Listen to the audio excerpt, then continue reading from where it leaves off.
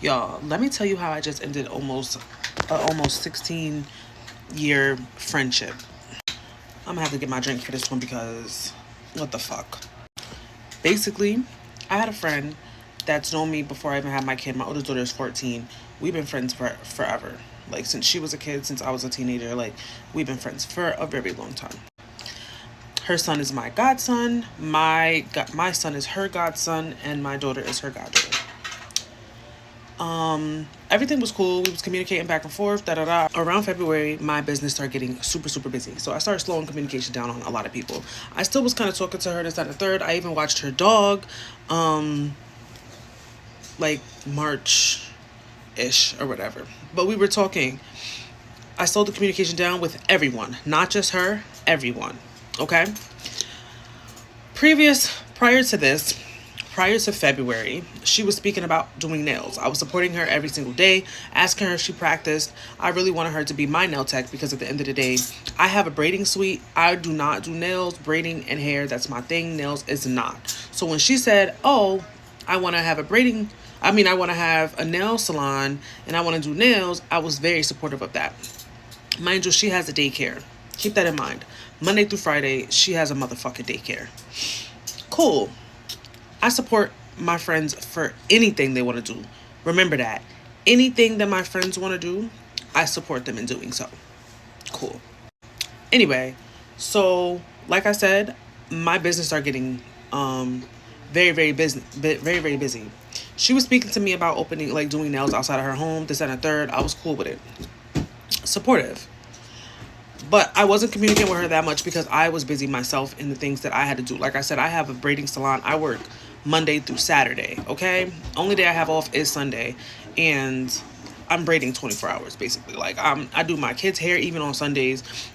There's not a day that go by that I don't do hair. Right, okay. That's my only job. Anyway, she talks about having a suite, that's at the third.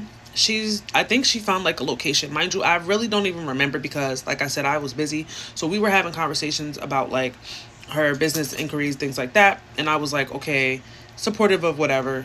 I remember us talking about painting because I had redecorated my suite. Again, I'm thinking this is a nail salon. She did say that she wanted to learn how to do box braids and to do box braids on other people for extra money. I don't really care. I have enough clients. Do your thing. Why? I find out on Facebook that she opened a braiding suite, not nails. Like, so she didn't start doing nails. She specifically opened it as a braiding suite. As a professional braider who is also supposed to be your best friend, that is weird to me because I had inquired about opening a daycare once and I changed my mind about opening the daycare because one, my best friend has a daycare. I'd rather her get the money for something that she does better than me. I'd rather her get the money for something that she's been doing longer than me. I don't have experience in a daycare. I don't have experience with working with children like that. I've worked with adults, mentally ill people with dementia, things like that. But I just don't have that patience to work with a bunch of kids when I have a bunch of kids myself. Cool. So with that being said, I opened up a braiding salon, something that I have a passion for doing, something that I've been doing since a kid. Okay?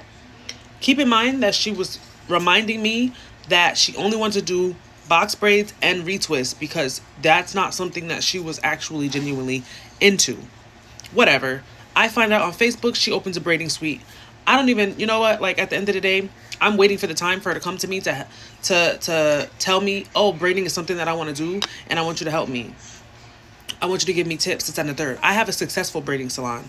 So you would think my best friend opening a braiding salon out of nowhere, she would come to me and say something about that or ask for guidance or something. So I felt that it was weird that she didn't come to me to say anything to me about her braiding suite. One, that's a bad business move because if you don't know how to do it and you're sitting there paying rent for something that you don't know how to do, remember she has a daycare Monday through Friday. Why the fuck are you opening up a braiding salon if you just now starting? You have a full-time business so you can't braid every day. That's not guaranteed. You don't have guaranteed clientele. It's just a bad business move whether I'm your friend or not. But at the end of the day, because I figured that she was a weird bitch, I didn't say nothing to her, and I didn't even know how to fucking approach her about the situation because I knew she was gonna twist it on me and make me feel like I'm a hater or some shit. I do great work. Like I said, I work every single day. I have a great, solid, wonderful client base. I'm not downing anybody who wants to be a braider. I'm in a town where I can't take everyone as a fucking client. It's impossible. So of course every town has several braiders in them. People like certain braids from certain people. I'm cool where I'm at. So my son's first birthday party is coming up. I invite her to my son's first. First of all, before I invited her to the party, I text her because March is when she opened up her suite. I was still talking to her in March. April came around and I got swamped. I could not talk to anybody. I also was drowning in like depression. So I was not speaking to anyone, not even my mom, not my brother, not my sisters, not my friends, not nobody, right? But because she's my best friend, I decided to reach out to her to let her know that I was going through something. I decided to reach out to her to tell her that I still cared about her, that I still loved her, and that me not reaching out to her wasn't personal. It was something that I was going through. She responded with her fake ass. She responded, "Oh, I understand how depression is. This, that, and the third. Don't worry about it. I thought you didn't like me." And I'm over here thinking like, that's weird as fuck. You're childish as hell because it's only been a fucking month. Less than a month. It was less than a month that we had stopped communicating. And I also reached out to speak to you to let you know that because I didn't want you to feel some type of way. Because that's what real bitches do, right?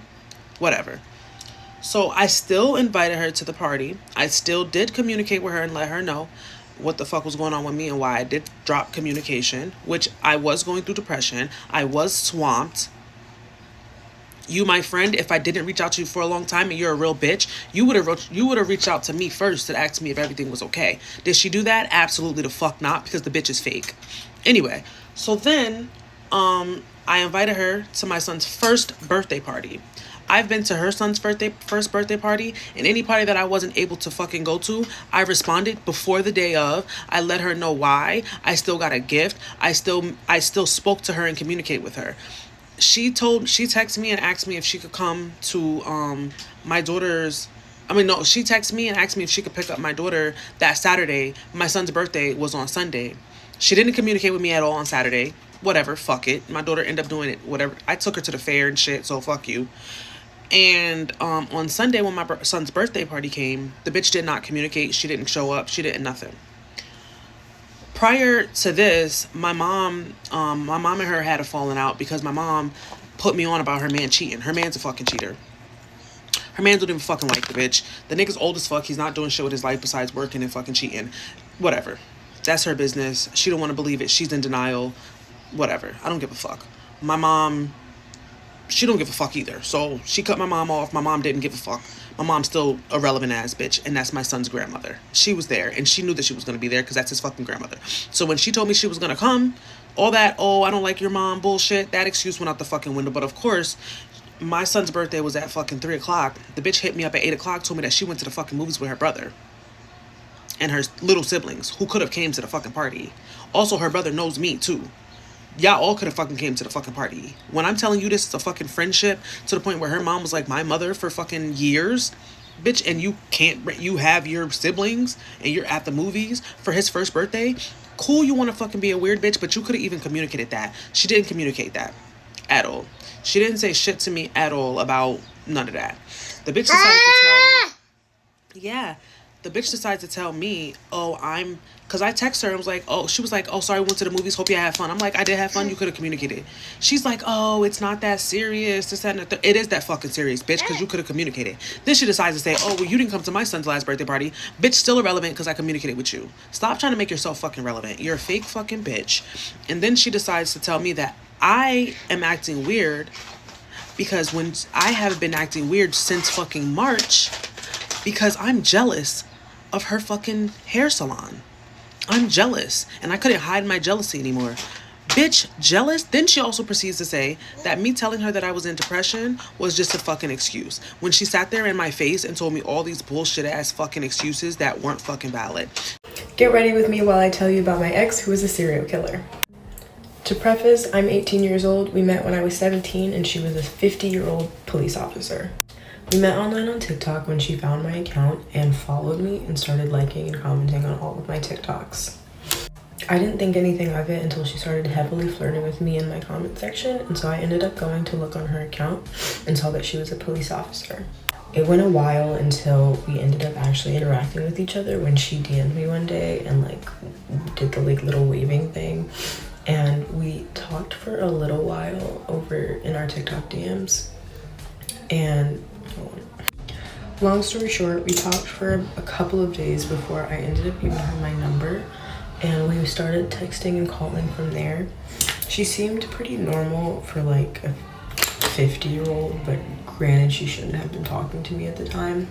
I told her I was 18 at first before telling her a couple of days later that I was actually 17, and she wasn't fazed. She continued talking to me, and our relationship kind of kickstarted there. It went very, very fast. Like, it was almost immediate that she had like kind of put her claim down on me for the most part. She would always talk about wanting to come see me, and she lived in Miami and I live in Atlanta, so we were talking like long distance. She would always talk about how she wanted to see me, how she wanted to come up, how she was so excited to have met me, and she was like already falling in love with me because I was so smart and so beautiful and all the like groomy things. And I'm pretty smart, so I knew what was going on, but I was just entertaining it for, I guess, my own enjoyment. But it started to like intensify really, really, really fast. And she would say things that were like randomly really possessive and kind of creepy. And I should have blocked her then, but I didn't. And we started calling maybe 2 weeks after she got my number, and we would call during the night and just kind of talk about everything. And then there was one night where we were talking about work, like her job, and I had asked her, I was like, have you ever killed anyone like on duty, or like ever had to do that on duty, or like had to shoot someone? And she said, on duty or off duty? And I said, both. Like, weird fucking question. Like, why would you have killed someone off duty? And she started telling me about it. She told me that she had killed someone the very first time when she was 15 years old because she was in a gang. She had been in a gang since she was 13. And then the next couple of ones were when she was like 18, 20, 21, like just as she got older, like she just continued. At this point, I definitely should have left, but like I'm a curious person, and if someone is admitting to have murdered people, I want to know more. And she wasn't in my state, wasn't in my city, and I was like, if this goes left, I can just block her and be done with it. Pause, look how cute my shirt is. It's backless. So after this, she ended up telling me a lot more like really descriptive details about how the Everglades, because it's like sacred property or something, like they go and dump bodies in the Everglades and let like all the animals like eat the bodies. And she would also tell me about like her torture methods and how she would have to do what she called grab and smash, or like smash and grab or something, where she would pick someone up off the street and like beat the shit out of them and drop them off somewhere. She would have to do like pickups and drop-offs for her gang, where she would go and pick people up and then deliver them to the gang for them to do whatever they needed to do to that person. To this day, I'm not really sure why she was telling me all of these things and trusting me with it, considering that we had only talked for like 2 weeks. And I was a 17-year-old girl that definitely would have like squealed. But silly old me. Of course I didn't, because I didn't really have a lot of information on her and I didn't know what to do with that information that I had found out, so I just kept talking to her. After that, she started making more direct threats towards me, being like, I really want you to be mine, like if you don't, like I don't know what I'll do. And I was taking that as a sign of like, oh, like if I don't engage in this relationship with you, like you're going to do something to me. So I continued talking to her, and 2 weeks later, after she told me, she came to my city to meet up with me. And I was petrified, but I felt like I couldn't say no because she had pushed for it for like days and days and was being really aggressive towards me if I didn't. So she flew up and stayed in a hotel, and I met up with her. And inevitably we did what people do in relationships. After that time in the hotel, she basically declared that I was her girlfriend and that I wasn't going to go anywhere, or else she would do terrible things to me and my family. And later on throughout our relationship lasted about like maybe 10 months. She started to, wait. So after that, she started coming up to see me more. So she would come up to Atlanta maybe like twice a month. And she would stay for a weekend or a couple of days, and we would see each other during that. During a couple of those days, she had pulled a knife on me, pulled a gun on me, but also promised that she would never do anything to hurt me, promised that I was her number one, her only one, her soulmate, her all of the things. And I felt pretty stuck. I didn't really know what to do. I felt like if I left, that would be like her breaking point. And later I found out that it was her breaking point because once I had talked about what she would do if we broke up, she was like, oh, I will literally drive this knife through your whatever, and like you're done, like you don't get to leave me. After a while, she gifted me a necklace that was a chain with a cross on it that she told me if I ever took off that she would kill me. And she would send me all sorts of gifts and presents and money, and also a lot of drugs. I started cocaine because of her. She would send me cocaine in the mail, and she would send it to me, peer pressure me into doing it. She would give me all sorts of things to try, and she was a really heavy addict and a really heavy drinker. She did heroin, cocaine. She drank constantly, so she was always in an aggressive mood. About 6 months in, she told me that she wanted to marry me. Mind you, she was already married to another woman and had 4 kids of her own, 2 of which were under the age of 5. But she told me that she was going to divorce her wife and that we were going to have kids together, and that on my 18th birthday, I was going to go to Miami to live with her and get married. Somewhere in between this, she started to grow a lot of resentment for my mom because my mom was obviously keeping me from like being with her full time, being with her a lot, talking to her all the time. So she told me about how she planned to kill my mom and how she was gonna, what she was gonna do, how she was gonna plan it, how she was gonna like break into the house and like all sorts of things. And by that point, she knew where I lived. She knew all of my family's information, and I was super worried. The only problem here is that I had no evidence. Everything she said to me, she said over call. We didn't text. There was barely any like communication or threats that were in our like messages. So everything that she said was just over the phone. Sometime in January, I know that she had killed someone because she told me that she had to go on a job and came back late at night, had to wash all the blood off her body and whatever, and just I knew about that one, and that was the most recent one, I believe, and the most, I don't think that there's been anyone else since then. Fast forward to my 18th birthday, she bought me a car, she bought me a ring, she was pretty much ready to go, and I had my flight booked by her, and I got to the airport, made it to the airport, and I was about to get on the flight when my mom found out everything and came to stop me. But before that, I had already put in my phone a statement saying my name, my age, my location, and her name, her age, her location, where she worked. And I clipped every single piece of evidence that I had, all of our sex tapes, everything into a big folder, and I left it where my mom could find it.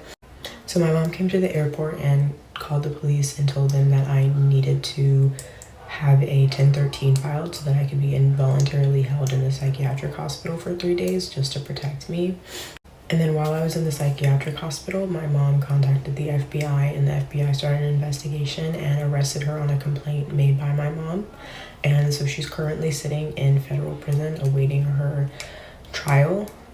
She hasn't pled guilty or not guilty yet because they're still investigating the murders on top of everything else that like opened Pandora's box because of her arrest. Her name was Carly Miranda Blum. She lived in Miami, Florida. She worked for the Miami-Dade Police Department, and her life is over and I am free.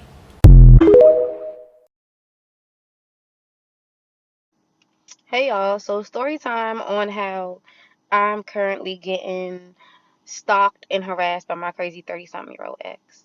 So this all started because I had wanted to go to Jamaica for my birthday 1 year. And I tried to plan the trip in advance. I told him about 6 months ahead of time what I want to do for my birthday and how I wanted to go about it. And he doesn't travel. He doesn't have his passport. He's not into that stuff like me. So he just was like, oh, Micaiah, like, I might be able to go, but I don't know if I can go because of the finances and the passport and all the things. I kept it real with him from the start. I'm gonna go regardless if you go or not. Okay, I'm gonna enjoy my birthday regardless if you go or not. Let's fast forward to a couple months before the trip. I done already booked the resort. I done already booked flights. I done already booked excursions. Everything's already taken care of, actually. We at my house one night, and he's just like sitting next to me, like, "Oh, babe, is it okay if when you're gone, I stay in your crib and I invite some friends over and stuff like that?" Keep in mind, I have my own apartment. He lives at home with his people. I instantly shut that shit down. I said, no. Why would you be sitting in my house with your friends while I'm on vacation when you have somewhere that you live and you could bring your friends home with you over there? Instantly flipped the fuck off on me. Like when I told you, he started calling me bitches, going crazy, this, that, and third. So I told him, I said, I think it's best if you go home tonight. We need to take some space. You need to calm down. He gets on the bus. He goes home because he doesn't drive. Fast forward to the next morning. So he gonna blow my phone up. Like, I mean, I woke up to a whole fucking book of shit. And he just was like, oh, I don't know why it's the problem. Like, you're my girlfriend. I should be able to use your shit when you're gone because your shit is my shit. Who said that? Who said that? Because I didn't. But anyways, continue on what he was saying. He started calling me like all types of names, and he was telling me like, "Oh, if the reason that you're scared for me to stay at your house while you're gone is because you think I'm gonna bring other females over there, well, you're wrong because if I really wanted to have other females, I could bring them over to my mother's house anyway, and you wouldn't know." Is that supposed to be a flex? Because that's not cute, son. It's not cute. Okay. Day went on. He was blowing me up while I was at work. I ignored it. When I got off work, he had the nerve, the audacity to ask me, could I come and pick him up? Like, no, you're acting crazy. You need to get yourself together first, and then we could talk when you have the same mind. Flipped the fuck off. He told me I was all these different names. I was dirty. I was this. So I said, I'm not dealing with this. He said, oh, if you don't come pick me up right now, we can break up. I said, fine. Maybe it's best if we go our both separate ways. And, you know, I thought it'd be done with that. Like, he got his shit off, cussed me out. I got my shit off, cussed him out. It is what it is. Man, I forgot that he had one of my old iPhones. I let him use it because he broke his phone. Like my old iPhone 11, some shit like that.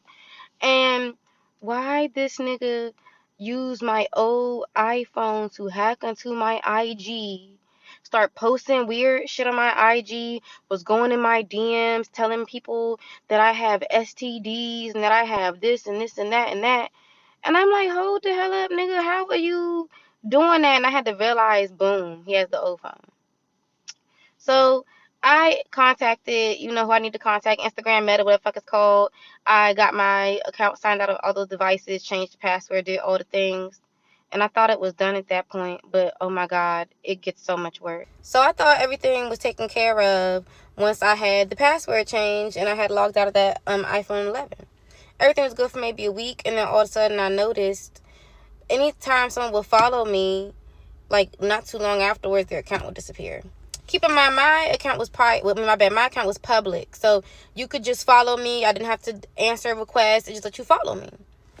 Or anytime someone DM me, same thing. They would DM me. It would be there for maybe like a few minutes to an hour. Look back, the whole conversation disappeared. I can't look the person's account up. The person just gone. Then I looked into my settings and I found out that this dude had another one of my old phones, my old iPhone 13, that I thought was broken up and busted, and was using that to log into my Instagram.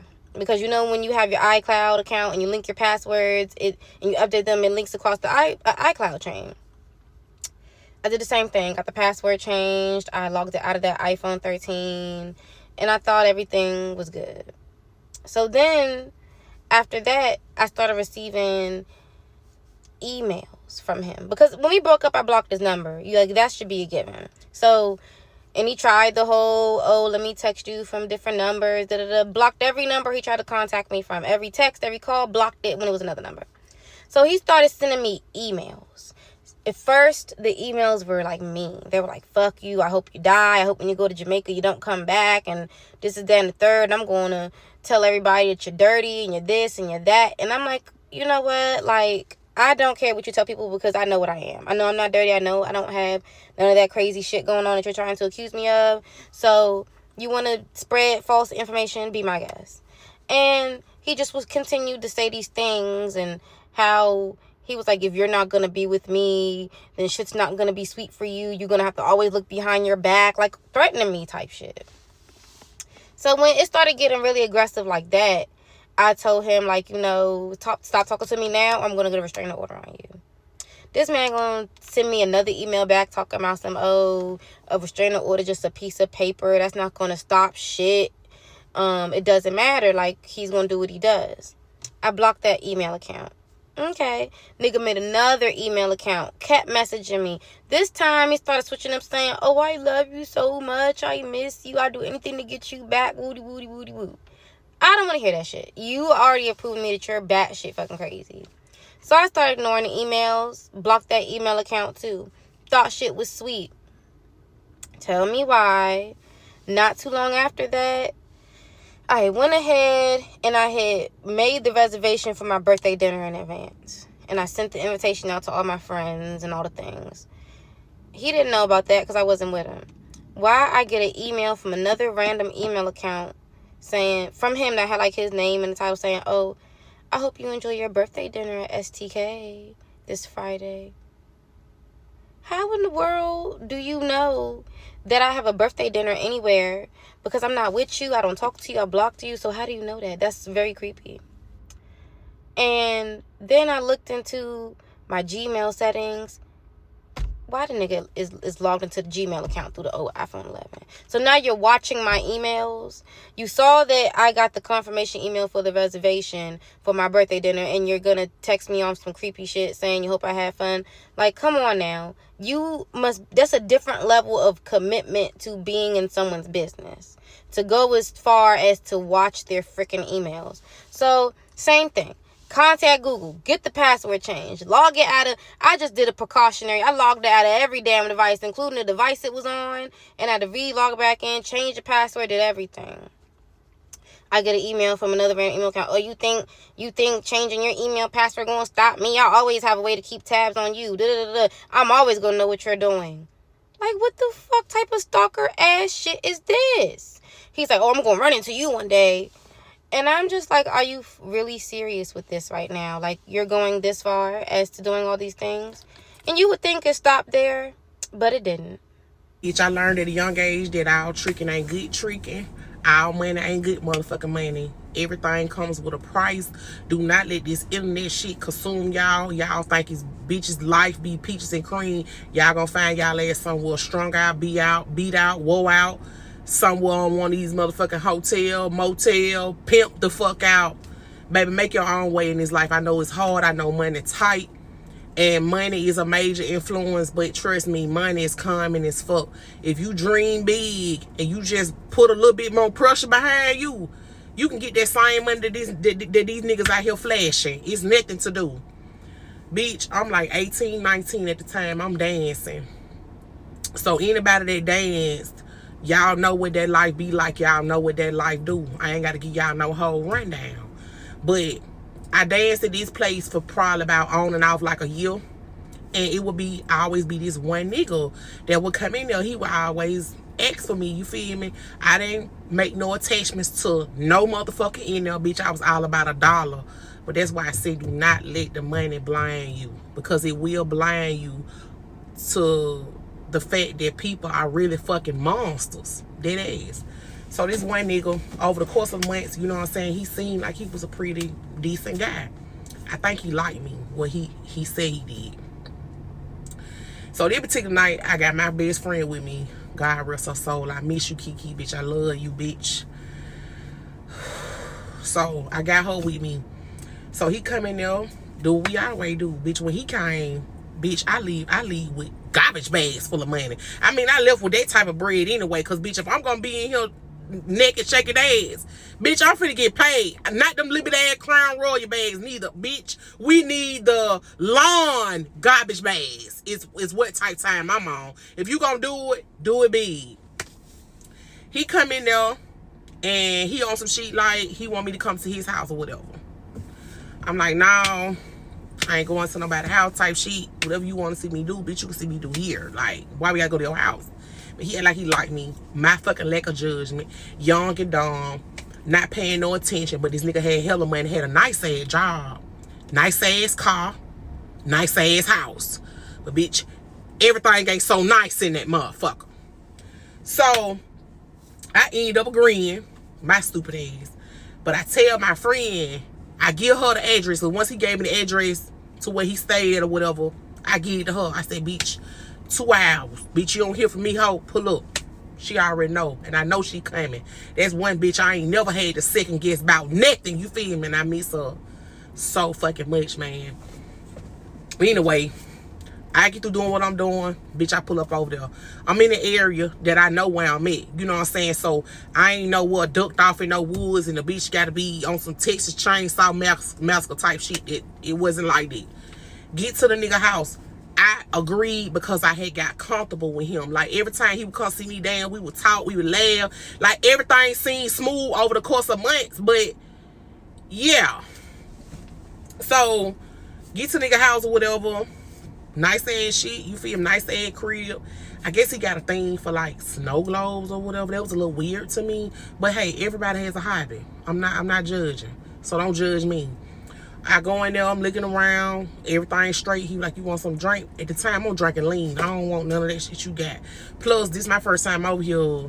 No. If it ain't nothing I already sealed, I don't want it. If you got to make it, I don't want it. You know what I'm saying? So, he had a little room fixed up, had a little strip pole in there, bitch. I'm like, okay. He was like, you want to go in there? You want to change your clothes? You know, whatever you want to do, we can do it. I'm like, you feel me, bitch? I'm finna make this money, bitch. I'm my body tight, you feel me, bitch? I'm finna make a big one, you feel me? I text my homegirl. I said, hey, bitch, I'm here. She was like, bitch, 2 hours. She was like, bitch, I'm pulling up, bitch. I ain't asking no question. I'm like, bitch. So I had to already let him know, like, I ain't spending no night type shit. You know, I just came to kick it for a little while, you know, whatever. So, bitch, I get to dance, get to doing that thing, laughing and talking. It's normal, you feel me? So he was like, you sure you don't want to drink? I'm like, nah. I said, I got my styrofoam, you feel me? Double cup, you feel me? I'm straight. He was like, look out. He's like, I pulled out the good shit for you. He was like, man, go on, drink with me. I'm like, all right, bitch, not finna drink it. Because I just felt like, why is you so adamant about me, about a drink? You know what I'm saying? Bitch, he going there and fix that drink. By this time, bitch, I'm in a mesh. I'm sitting down, I'm chilling. You feel me? So when he come there with the drink, I'm like, oh, okay, you pulled out the good shit. I sit that bitch down on the table because once again, bitch, I'm drinking lean. I got my double cup. I don't want that. You know what I'm saying? But since you so adamant about it, bring it in. That bitch finna sit right there and melt. You know what I'm talking about? So his phone ring or something. I think he get up, go in the living room. So some said, bitch, pick that glass up. Bitch, how about I pick that motherfucking glass up? You can see the residue on the bottom. A whole bunch of white shit. Because the drink, they had time to settle. So, you try to put something in my drink. You tried to give me a Quaalude. You know what I'm saying? So, immediately, when he come back in there, it's like, I don't know if he knew that I picked that drink up and saw that shit. Or I don't know what kind of phone call he got. I don't know. Motherfucker could have spoke Valerian in that motherfucker. When he came back in that room, y'all, this is a totally different nigga. Totally different. Vibe off, everything. He was like, so, you know, you staying right. I'm like, staying well. I said, nigga, I just immediately, nigga, I had already told you, you feel me? That ain't what this is, bitch. I'm not staying nowhere. All y'all, because I was money hungry.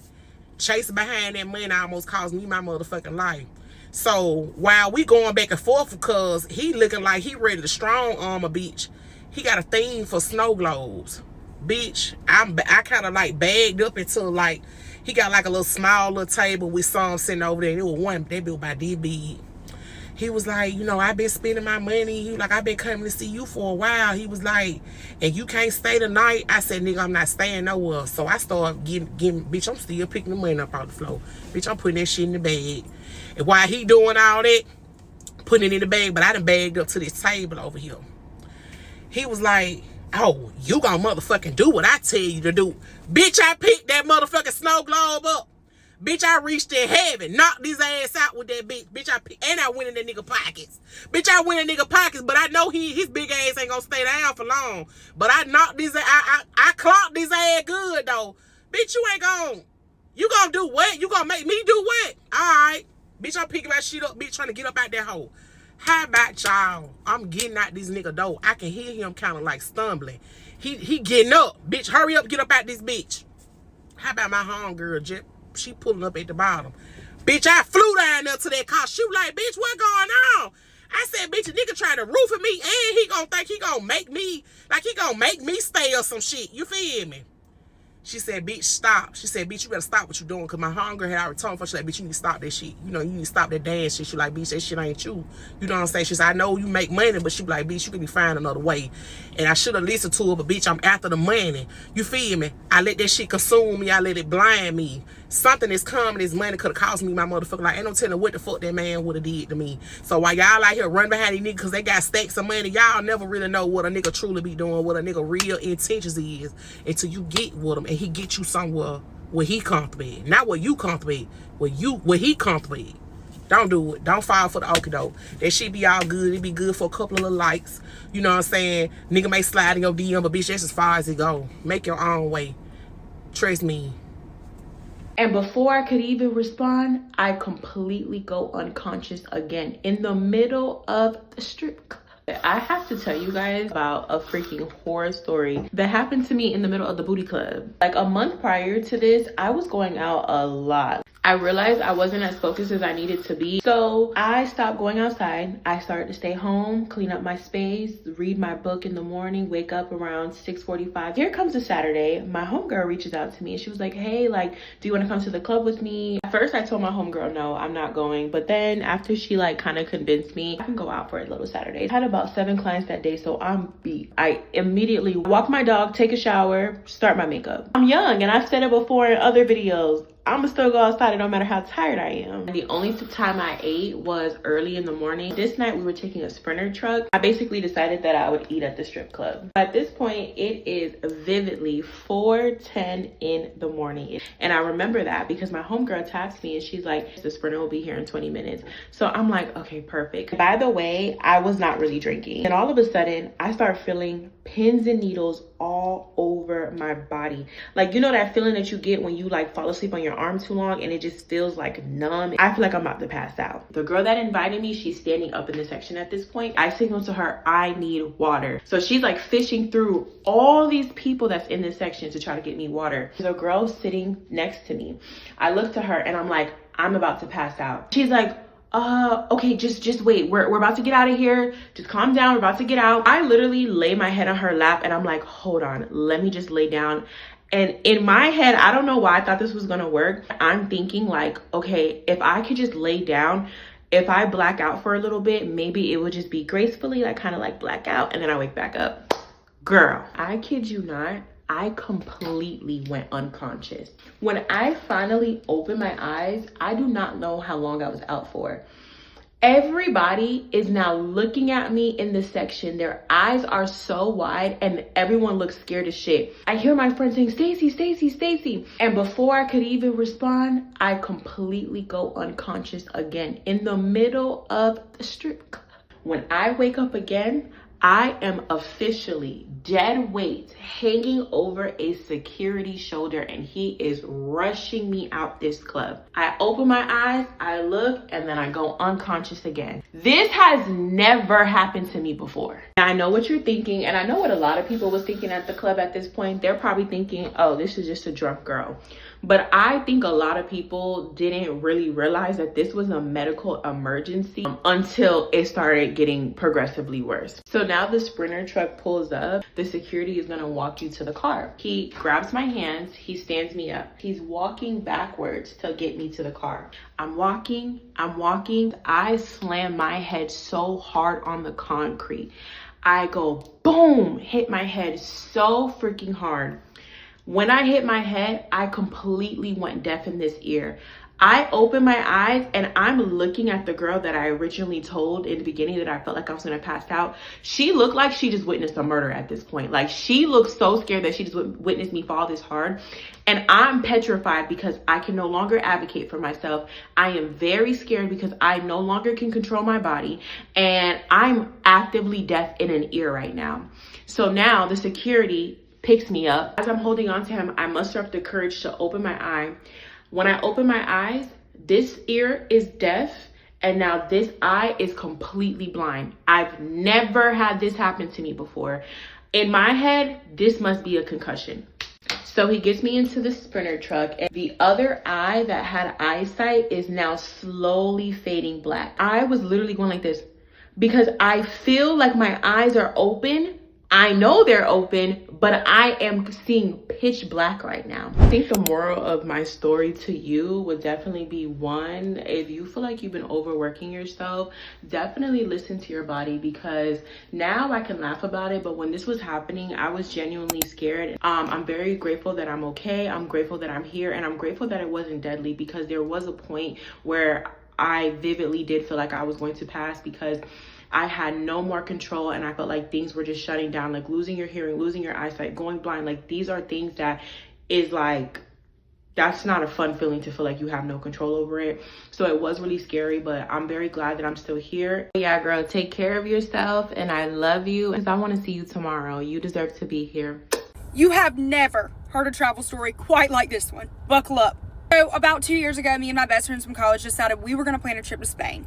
And without hesitation, I booked my flights. With that being said, at this time, I did in fact know that my passport was missing, but I decided that was a problem for later me. And about 2 months out from leaving for our trip, I decided that now's as good a time as any to call the passport agency and see what they could do for me. And the nice lady on the phone told me that I was fucked and that my passport was not going to be ready in time or shipped to me in time. So I was going to have to book an in-person appointment to apply for a new passport in person. I'm like, that is awesome. On top of that being awesome, the best part is that you cannot book an appointment until the week that you are leaving the country.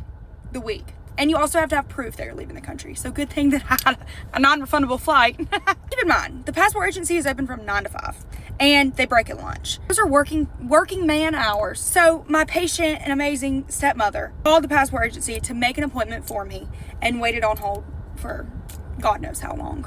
Bless her soul. She texts me and she's like, hey Hannah, great news. They have an appointment for you in New York City. I'm like, that is so good, because I live in North Carolina.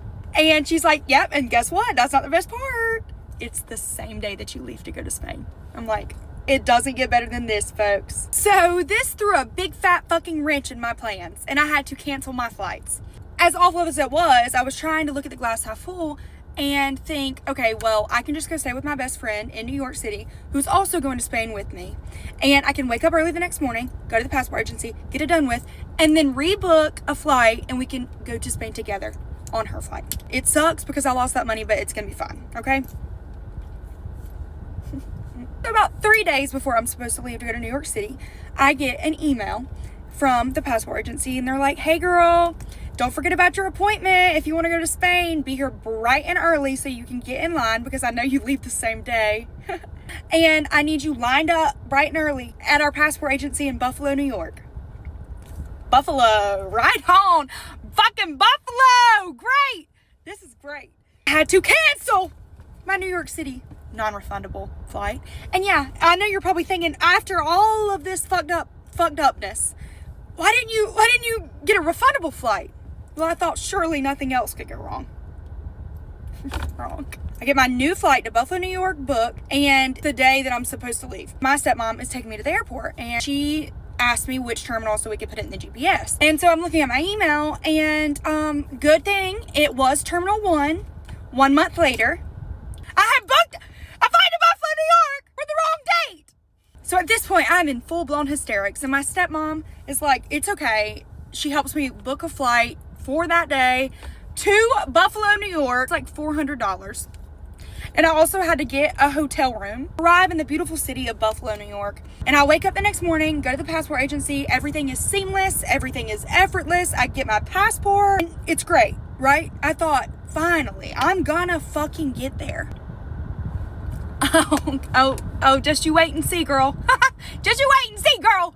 Because I lined up at the passport agency at the ass crack of dawn, I had ample time before my flight was leaving from the Buffalo, New York airport. So I get to the airport, and like, I'm noticing that my flight is likely gonna get delayed. And I'm like, fuck. So I go to the front desk, and as one does, and I'm like, I think my flight's gonna get delayed and I'm gonna miss my connecting flight. And she's like, oh, sorry, you're gonna have to call the operator because I can't help you here.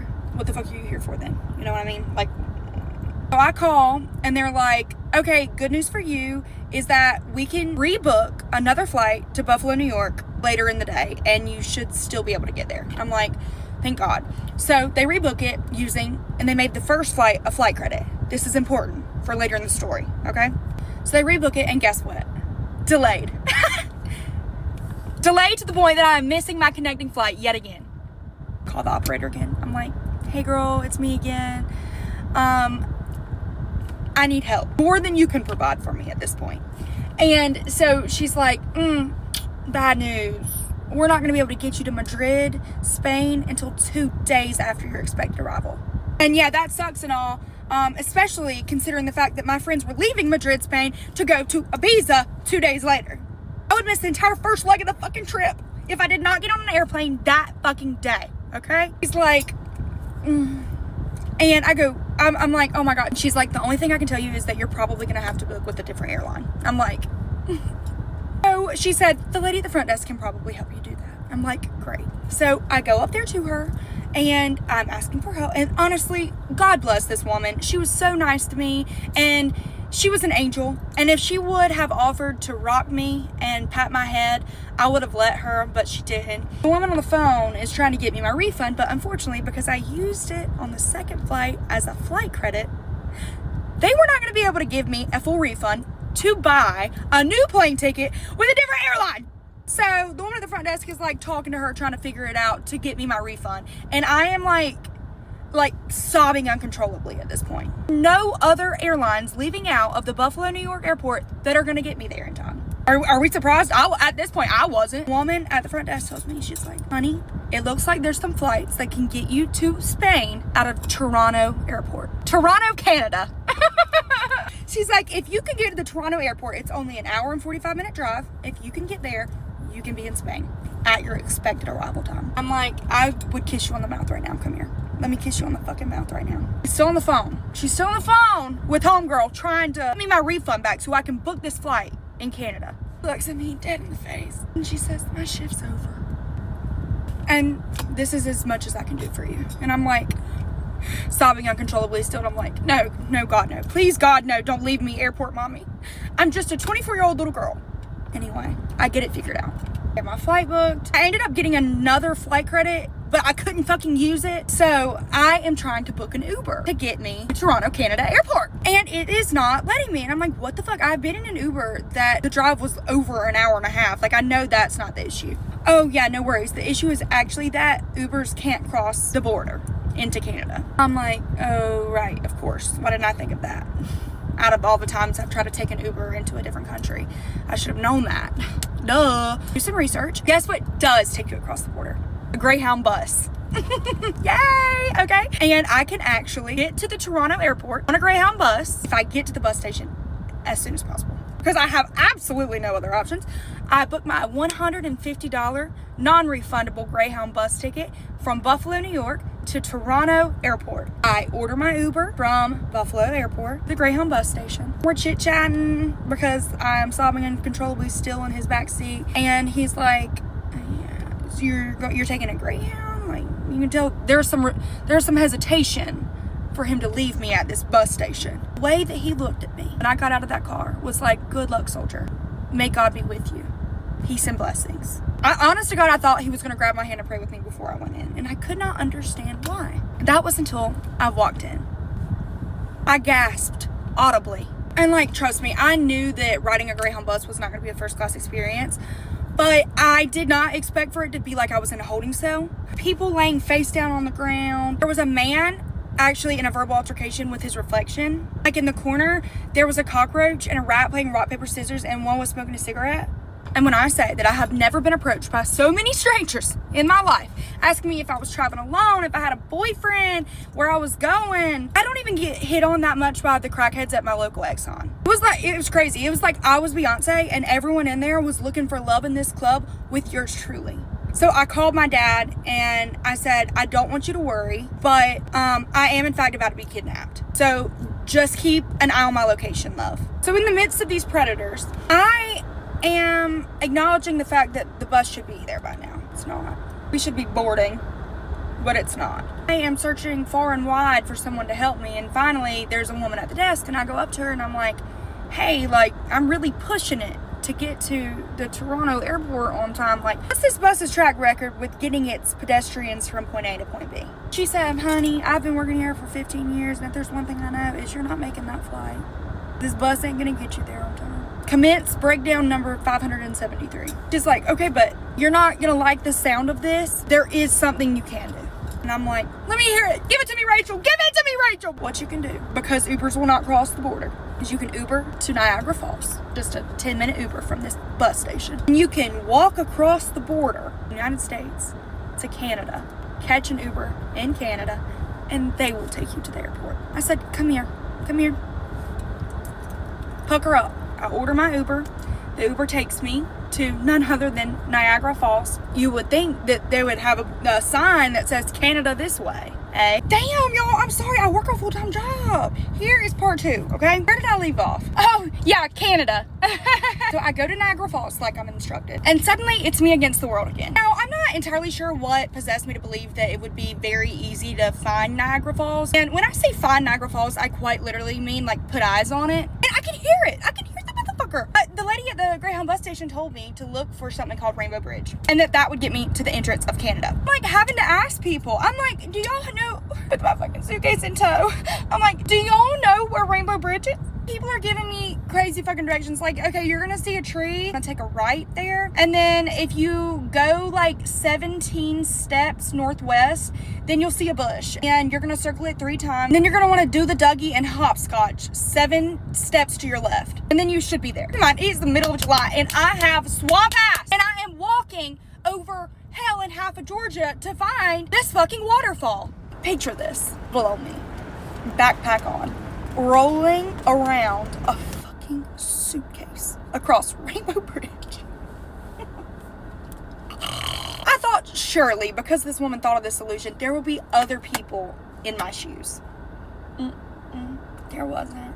I was the only motherfucker there with a suitcase. The only bitch on that bridge with a suitcase.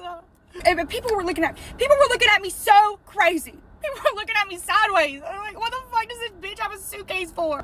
But the falls are beautiful in July, if you're wondering. So I get to Canada and I have to go through customs. Did you know you have to go through? I should have surely known that you had to go through customs, but it's not every day that you walk across the border.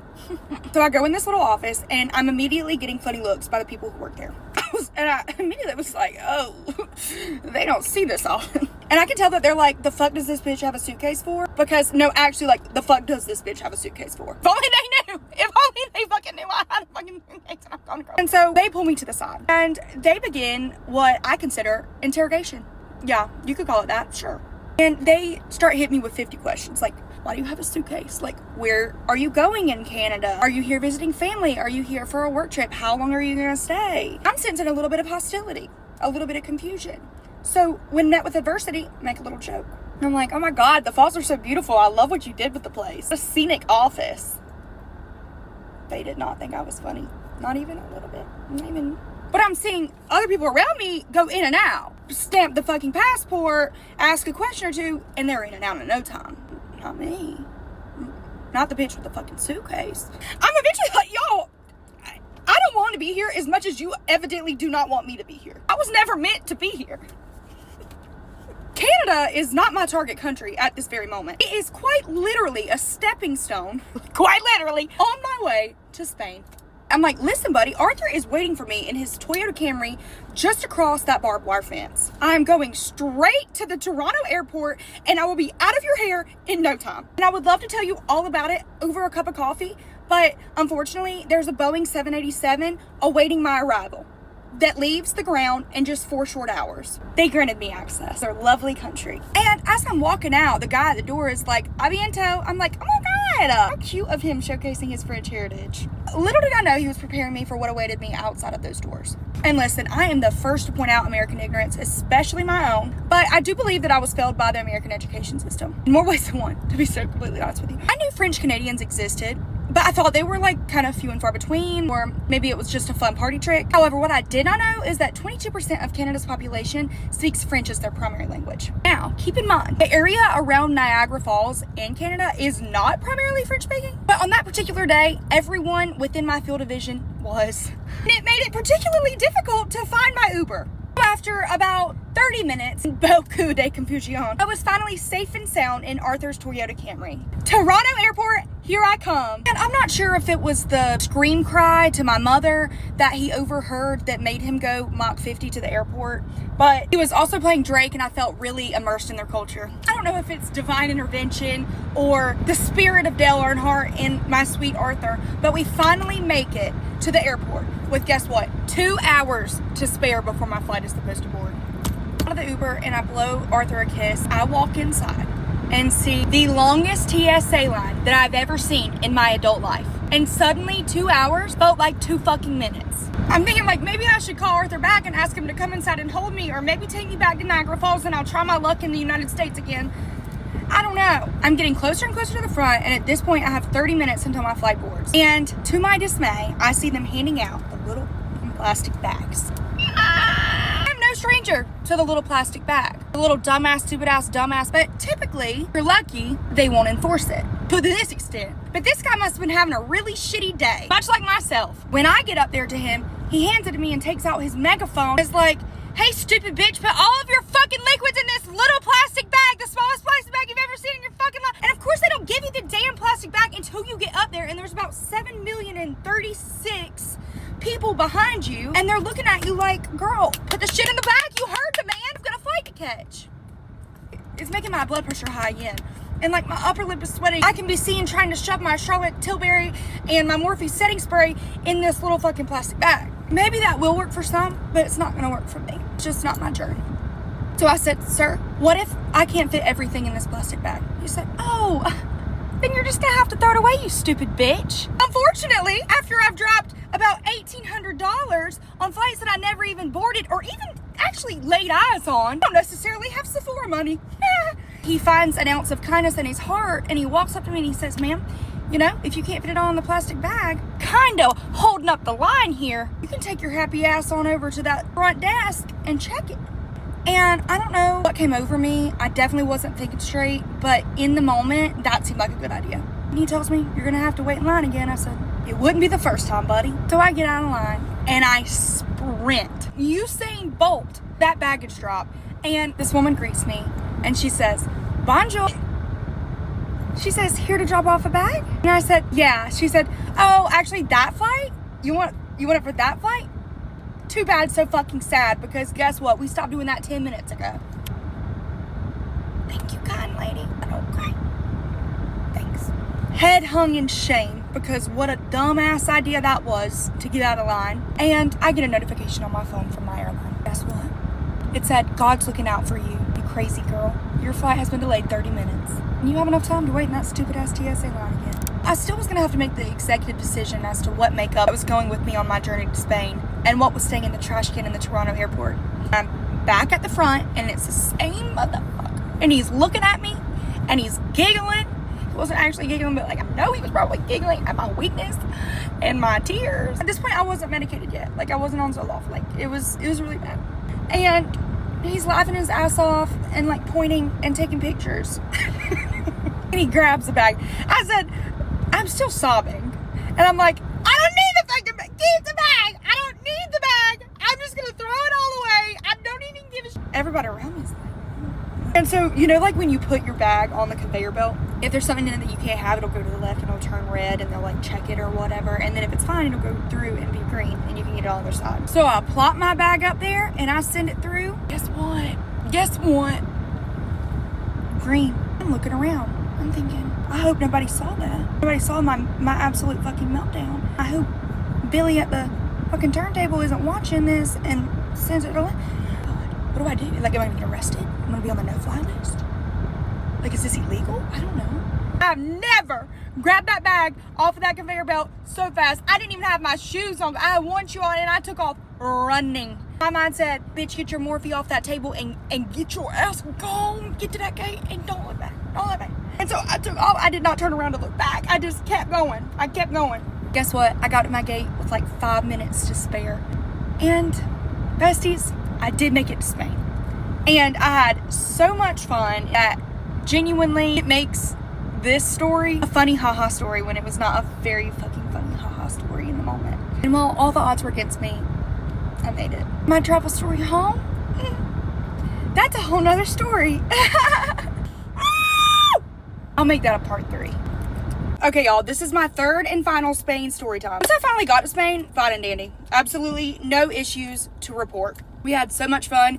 We flew 3 different times while we were there to like different parts of Spain. No mishaps. No mishaps. Now that could be because my friends are type A travelers and they were mommy and I was baby, but nothing to report. Now, on the way home is where things get a little bit spicy. Okay, so I'm gonna need you to understand a little bit of lore, a little bit of backstory. For those that don't know me, IRL, there's 2 things that you need to know. My hangovers. It's a little bit embarrassing. It's a little bit embarrassing to admit. I have the most dramatic, intense, and deathly hangovers of any person you've ever met in your life. Whose fault is it? Bingo, bango, bongo. This girl right here, it's my own fucking fault because I don't know when to stop. My hangovers typically start that night. I'll start to throw up and then I don't stop throwing up for 24 to 48 hours. I'm not being dramatic. If you're my family or friend, comment down below, co-sign on that. And second, I have taken and passed 6 semesters of Spanish. Before I die, I genuinely want to learn Spanish. Okay, so there's that. I'm gonna throw that out there. Hope I have a lot of years left, is all I can say. If I've already said it, I need to reiterate it. Though I have completed 6 courses, I have 0 comprehensions. No comprende español. Cannot speak it, cannot understand it, cannot learn it, some might even say. That is neither here nor there, but it is very important to the story. My best friends that I went with are all fluent in Spanish. Like I said, type B friend with type A friends. I wasn't worried about it. Mommy, can you ask them where El Baño is? Okay, let's get into it. Our last leg of the trip was to go to Pamplona for the running of the bulls. So fun, would recommend. I did not know that the bull was gonna be killed, but that's neither here nor there because it is what it is. They do it if I'm there and they do it if I'm not there. I did not actively watch that. The thing about Pamplona is that it is very pequeño. Don't get good service there. And at the time that I was there, they might have Ubers there now. When I was there, they did not have Ubers. And because of the horrific and vile travel experience that I had getting there, no fucking way, God's green earth, I was gonna miss my flight to get back to the good old US of A. I was craving ice cold water like you couldn't believe. And one that I could take the top completely off of. Ice. Did I mention that? Ice. I heart Spain though, I really do. We were only in Pamplona for like 1 night, 2 nights. To be honest, I don't even remember. All that matters to this story is that we were leaving from Pamplona to go back to America. My flight, mind you, is bright and early at 6 a.m. I picked that poison because I wanted to get home early. Looking back now, terrible idea. Why the fuck did I do that? Because I need you to understand the level in which I was shit-faced drunk. In America, I've been conditioned to arrive at La Aeropuerta 2 hours before your boarding time. So I went in from the running of the bull festivities just a wee bit early so that I could pack my bag. Keep in mind, I'm trying to leave this Airbnb at 3 a.m. and just get there a little bit early because I was not risking missing this fucking flight. Do you hear me? So you have to get a taxi to get to and from the airport. They made it very clear to us. Girl was fucking asking. You hear me? They made it very clear to us that it was very easy to catch a taxi. I heard very easy to catch a taxi. I decided the sooner the better and just go ahead and get to the airport early. And keep in mind, it is 3 a.m. and people are still out and about, including my friends. And I leave the Airbnb alone to catch my flight because I'm the only one on this butt crack of dawn flight. And I'm trying to find this taxi. I'm looking, I'm like, there's like no taxis at these taxi stops. So I see La Policia. And I say, ma'am, I am trying to find a taxi to take me to the airport. She says, oh, no worries. Here's the phone number. What you have to do is call this phone number and you can get a taxi like. However, you might have to walk a little bit because they're not going to come down here and all this.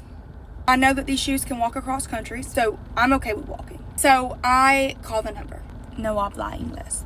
So I hung up and I called again. No habla inglés. I'm like, this is 100% my fault. Keep in mind, I told this is my fault. I'm in their country. I should know how to speak their language. You know what I mean? Like, I'm taking that full responsibility right here. And I'm saying the words that I do know.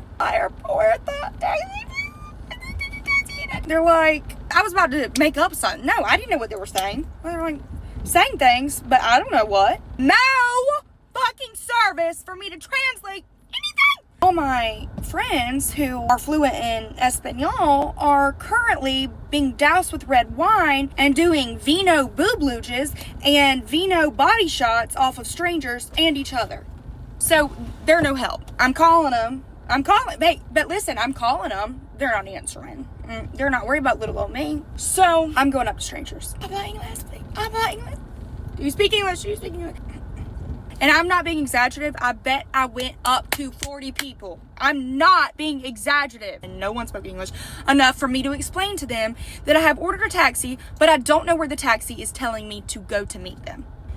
And now I'm starting to stress the fuck out. I think I'm going to be straight. I'm going to miss this flight. I'm having like war flashbacks. Thankfully, my parents were up. Listen, I don't speak Spanish. They sure as fuck don't speak Spanish. So they could not help me, but they were there for emotional support. My mom was like, Hannah, you just need to find somebody who can help you and guide you to where the taxi's telling you to go.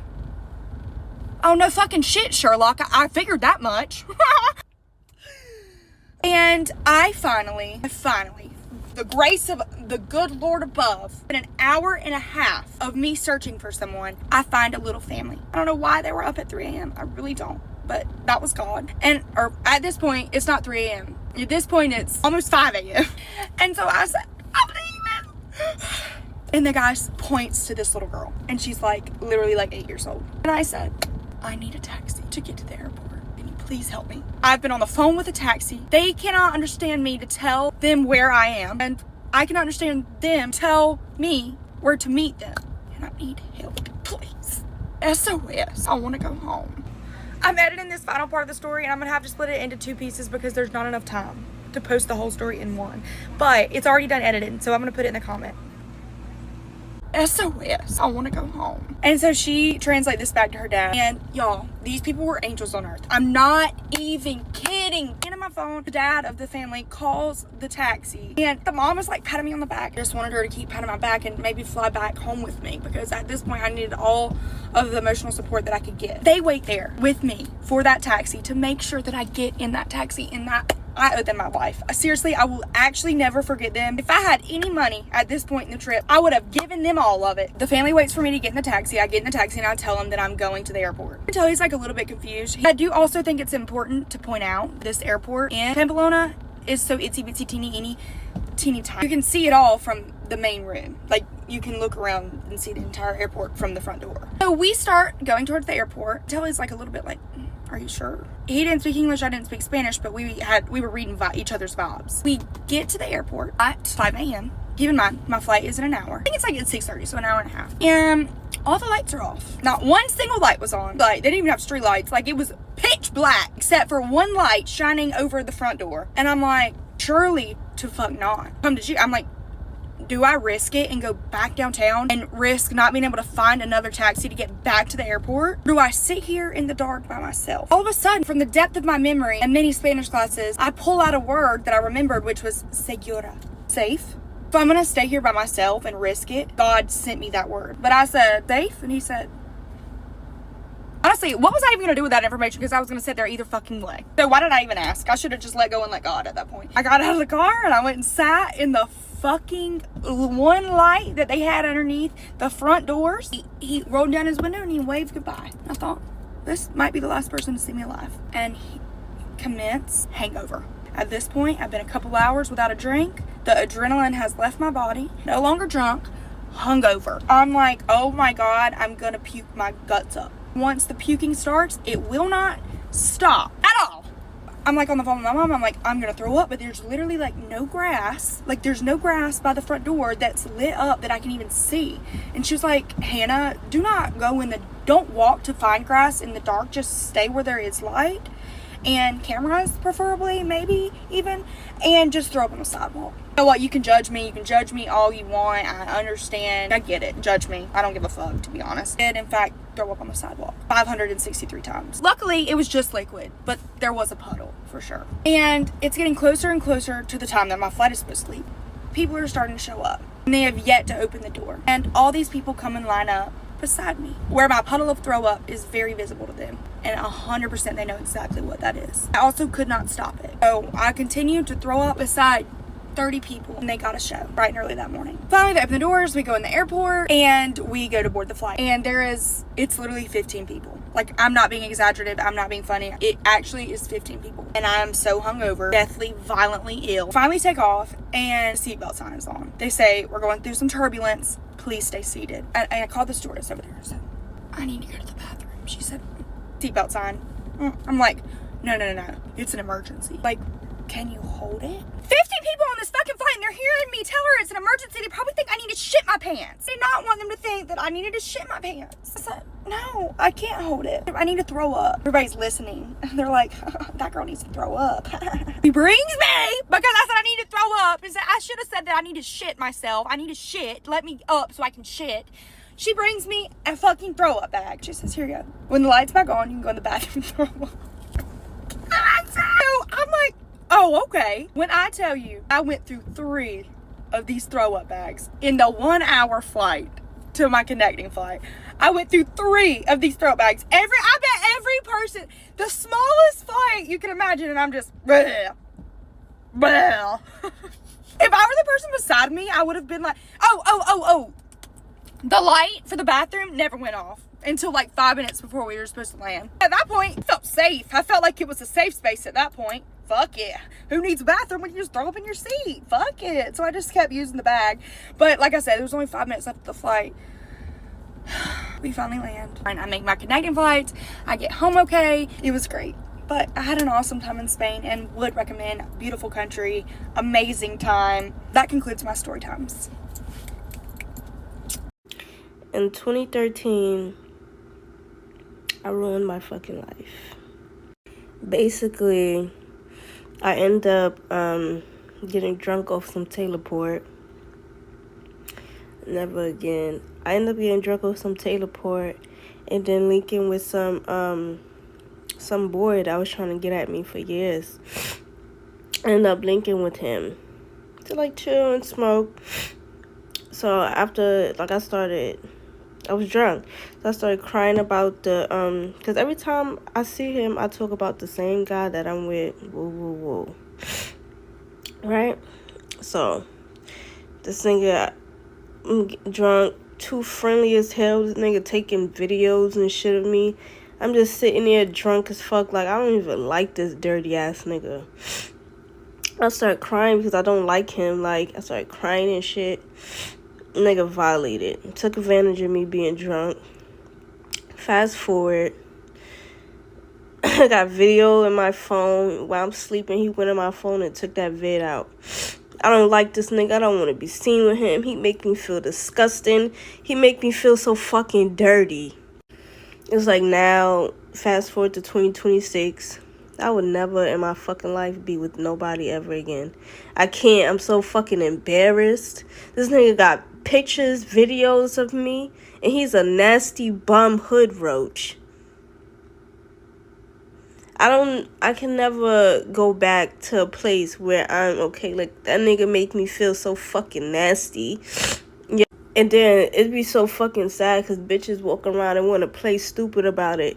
That nigga makes me feel so fucking nasty.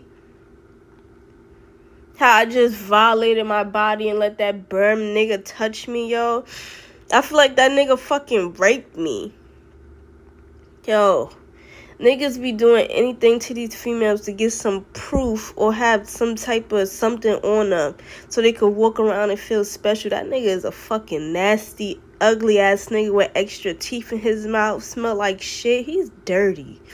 And mind you, every time he try to get at me, his nickname being Messenger, dirty, shitty, stink.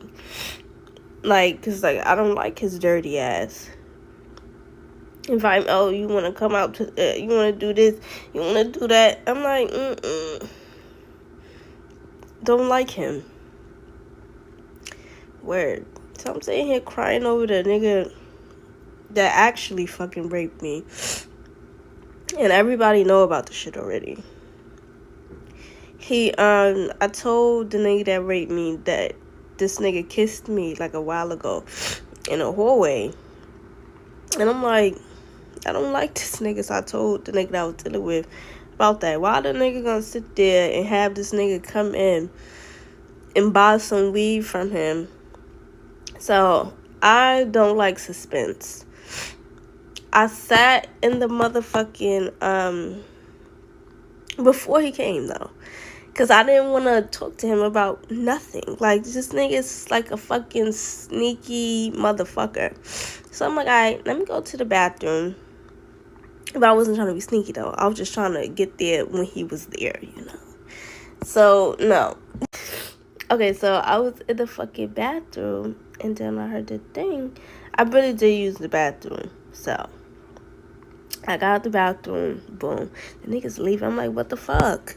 Like, wait. Like, I had something to say, you know? Because I was just going to shit on him right in front of him. If he ever, like, entered the room or some shit. And I was just like, damn, what the fuck? And then nothing else was said. Like, yeah. So, boom, like, years later, after the nigga raped me, I left him alone. How ironic. I hit this nigga up because, you know, I'm thinking this thing about to have some weed or bottles, something. Like, nobody want to sleep with your dirty ass. Ugh. But the liquor make bitches too friendly, and I think that's why niggas be doing that, getting females high or drunk, because it's like you gonna get real friendly and nice to the nigga. But anyway, I could never be with nobody ever again because that nasty ass nigga. No nigga has ever recorded me, took advantage of me. No one did. No nigga have ever done that shit to me ever before in life. And like, to now go through that, some nigga gonna sit there and try to dig up some proof and try to add himself to my body. I feel so fucking disgusting. That nigga really is mad fucking ugly, yo. I could never, like, my life is ruined. Like, ruined my fucking life. My whole life is ruined. People know about that. You disgust me. You're so fucking ugly. I never want to be seen with you a day in my fucking life. The message of this story is, bitch, when you drink alone, bitch, don't be friendly. Don't be around some dirty ass nigga that don't get bitches, that needs some proof of something, that he did something to you to make some other niggas in the hood feel proud. He really want to fuck those niggas and want to one up those niggas that he could never be in life. And he wants to be like the guy that fucking raped me. So he took advantage of me thinking that the guy that raped me was going to give a fuck. But the guy that raped me because he don't give a fuck. So he tried to one up the nigga that raped me. Basically. Don't, just, you know, just leave people the fucking, like, I talk about the message. The message is for me. Like, that's just so fucking damaging. And it's still trickling into my future, too. So, that nigga's mad fucking disgusting. I'm so disappointed in myself. I still feel disgusting these days. I used to take baths and sit in the baths for hours. I used to sit in the shower and scrub so fucking hard. I was leaving red whelps and red spots on my fucking skin. I used to wake up 2 in the morning to go sit in a bathtub for hours because I felt so fucking dirty. Yo, it's like I done did everything that I could. Like, you having the wrong connections with people will really ruin your fucking life. Dead ass. I wasn't gonna do a story time about this at first because I was embarrassed, but now that some time has passed, it's like, fuck it, right? This is a yap. I'm a yapper, so I'm gonna yap. So I want to say about 2 months ago, I went over to this guy's house, right? A friend of mine. And I didn't go over there with the intentions of doing anything. We were literally just hanging out, watching movies. We ate a little bit, whatever. And then, you know, we grown as fuck. So we go upstairs and dude started giving me a massage. So I'm getting a massage, and one thing leads to another. And now it's getting to the point where, like, okay, it's going down. It's going down for sure. For surely it's going down. So boom, right? I'm laying there, I'm getting my massage, and all of a sudden, he gets a phone call. Mind you, right? This is the weird part. his phone is almost always on do not disturb. So you must have had to took your phone off do not disturb so the call could come through, right? All of a sudden he gets a phone call, and it's his cousin.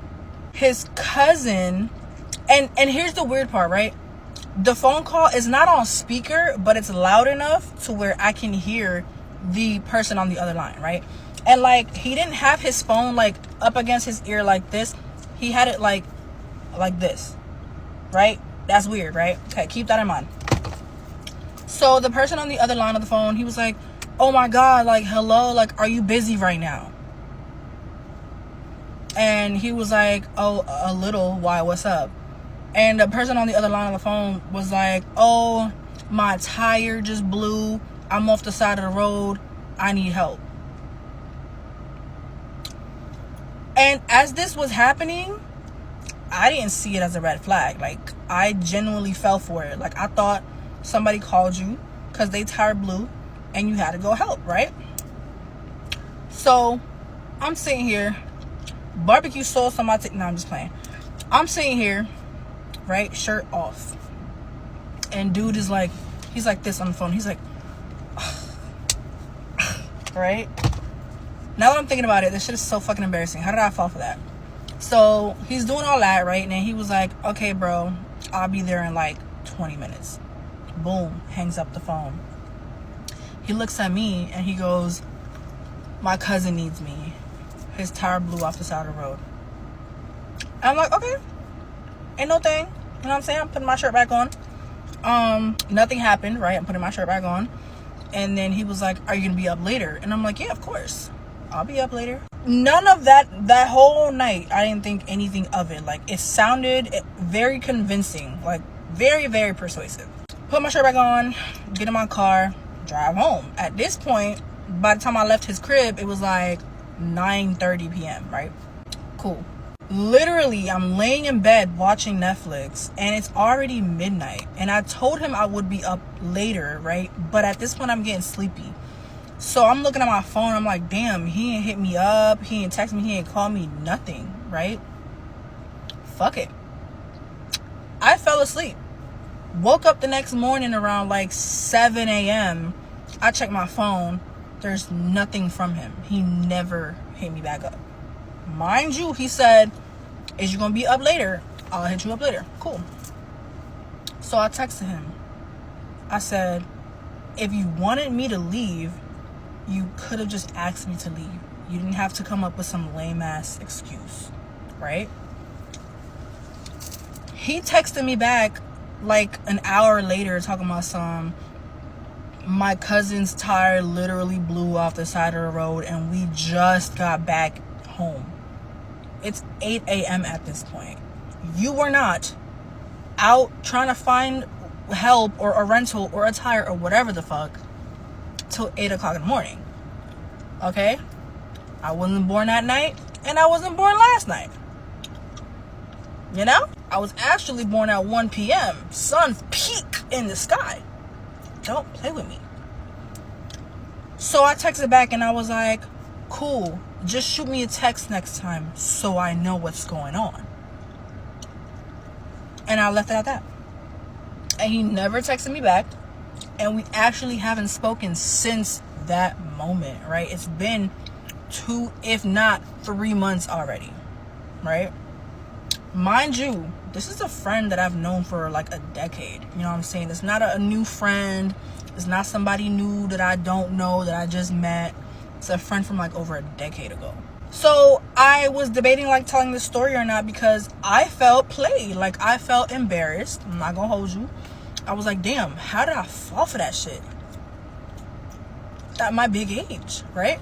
So I hit up my best friend, Joe, who, yes, he is a boy. I hit up Joe and I'm like, so this happened. You as a man, what can you tell me? Like, what is going on? Oh, baby, immediately Joe was like, yeah, no, that's fake. That's not real. I'm like, okay, yeah, that's what I thought. But yeah, don't know why he did that. I don't know what the fuck was going on. I don't know if he just didn't want to like You know what I'm saying? If you wasn't trying to do shit with me, you could have just told me, bro. We grown. Like, what did you think was gonna happen, right? And like the crazy part about the whole thing is, like, when I was getting my massage and, you know, we was talking and shit, like, I was telling him about a dude that I was fucking with that had a girlfriend, and, you know, he like reassured me in that moment. He was like, well, I don't have a girlfriend, so you're good here. Like, you can be in my crib. No one's gonna come to my crib. I'm like, okay, cool, period. But now I'm starting to think, like, why did you do that? Right? And I still don't know. And I'm just talking to y'all. Like, I'm just telling y'all the story. There's really no point to the story. It's just something that I was debating. Oh my God! There's a rainbow! Y'all, look! It's a big old rainbow. I'm so sorry, y'all. I saw a rainbow from my, the reflection in the mirror in front of me. The window in front of me, actually. But yeah, there's really no point to the story. I'm just yapping to y'all because I really feel played. I felt played. Like, I let it go. You know what I'm saying? But why the fuck would you do that? Like, if he wasn't trying to fuck with me, just say that, bro. We grown as fuck. What did you think I was gonna do? Like, I would have just put my shirt back on and just went home. Whoop-de-doo, you know? Do you guys want to hear a story about a guy that I went on a date with who watched every single one of my TikToks and basically learned my entire life and all my interests and then used it in conversation to make it seem like we were super compatible and then just asked me to help him with his TikTok page? Do you guys want to hear that story? It just happened this morning and I was debating on posting this because I know that he's gonna fucking watch it because you're a fucking creep, but I decided that I'm gonna do it because if you want to make content, I'm gonna make content out of you. So basically what happened is I met this man like a month ago on a dating app, okay? The conversation was fine and then it died down very fast. That happens on dating apps, so I didn't really think anything of it. A few weeks passed by and all of a sudden he's sending me like multiple messages a day and it's nothing crazy. Like at first it's like, oh, how's your day? Oh, like you're really pretty. Oh, I'd love to take you out, like that kind of stuff. And I said, you know what? I really appreciate the effort and that he's like coming back to message me.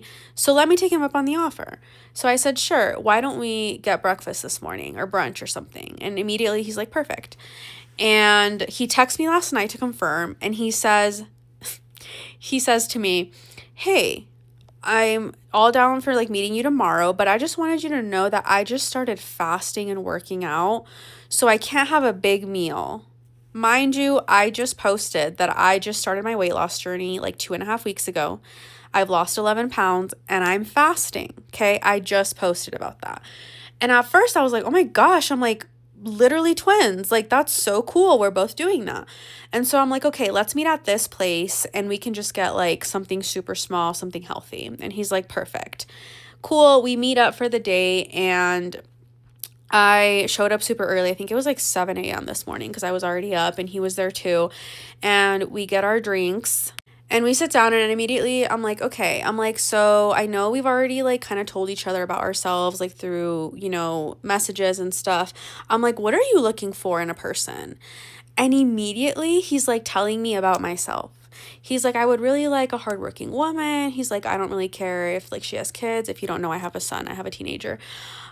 He's like, I would love someone that takes care of others. I'm a nurse.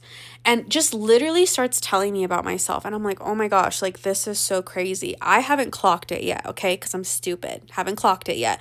I'm literally thinking this is organic and that we're compatible and this is amazing. And then we start talking about other non-serious things. And I ask him, I say, what are your favorite TV shows?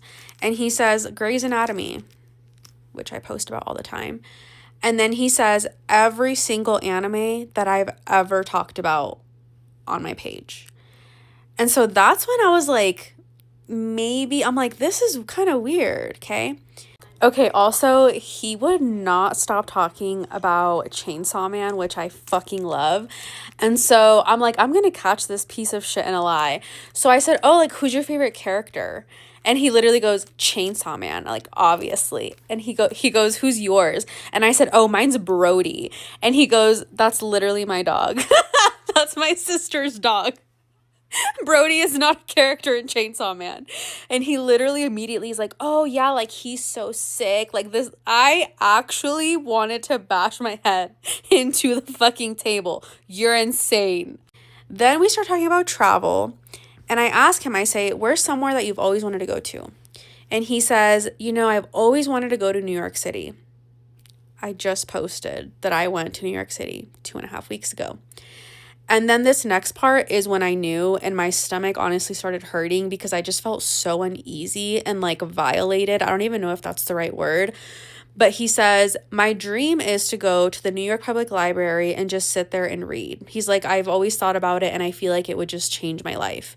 I literally made an entire video talking about how that was my dream and how I got to live it and how I was so happy. And that's when I clocked it. And I don't even know, again, I don't know if the word violated is the right word because I know that content is public. I know that social media is for everyone. Anyone can consume it. That's why people say, you know, be careful what you post on the internet. But I never in my life thought that my content would be used the way that it's being used in this situation, if that makes sense. And it just felt so gross and wrong. And so that's when, again, I clocked it and I honestly started getting mad. And he was deep in, like, he is talking about like nursing and psych and working remote, literally every single thing about myself, you guys. And so finally I asked him, I said, you know, what do you think about social media? And he says, oh, like, what about it? And I'm like, oh, I don't know. Like, you know, do you like TikTok? Do you like Instagram? Like, what do you like? And he goes, oh, he's like, of course. Like, I scroll on TikTok all the time. I like Instagram, blah, blah, blah. And I said, oh, yeah. I said, what kind of content do you watch? And so he's telling me that he likes to watch like TikToks about how to be a content creator, this, and that. And I'm so pissed off at this point that I'm like, oh, do you watch this creator? And I said my username. And I could tell he like kind of got uncomfortable and like did a double take. And he goes, yeah, he's like, you know, I actually do think, now that you mention it, that your TikToks have like crossed my For You page once or twice, which makes sense because if you have my phone number, like, you know how it says like from your contacts or whatever. So I asked him, I said, is that why like you were persistent and asked me out? Because we had matched a month before that and it was crickets. And then now all of a sudden you are sending me messages every single day trying to meet up with me. And he literally goes, I'm not even shitting you guys. He goes, I'm going to be honest. He's like, I really want to be a content creator. I'm sick of my job.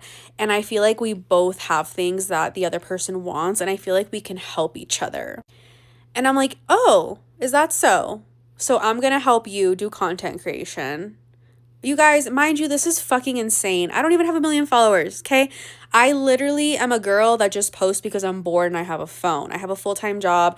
I've made it very clear on this page that I am not posting to be a content creator. I am posting because it's fun, okay? And so I'm like, okay, so apparently we're gonna date. I'm gonna help you do content creation, help you with your page. What are you gonna do for me? Like, I'm really confused on what you think it is that I need from you.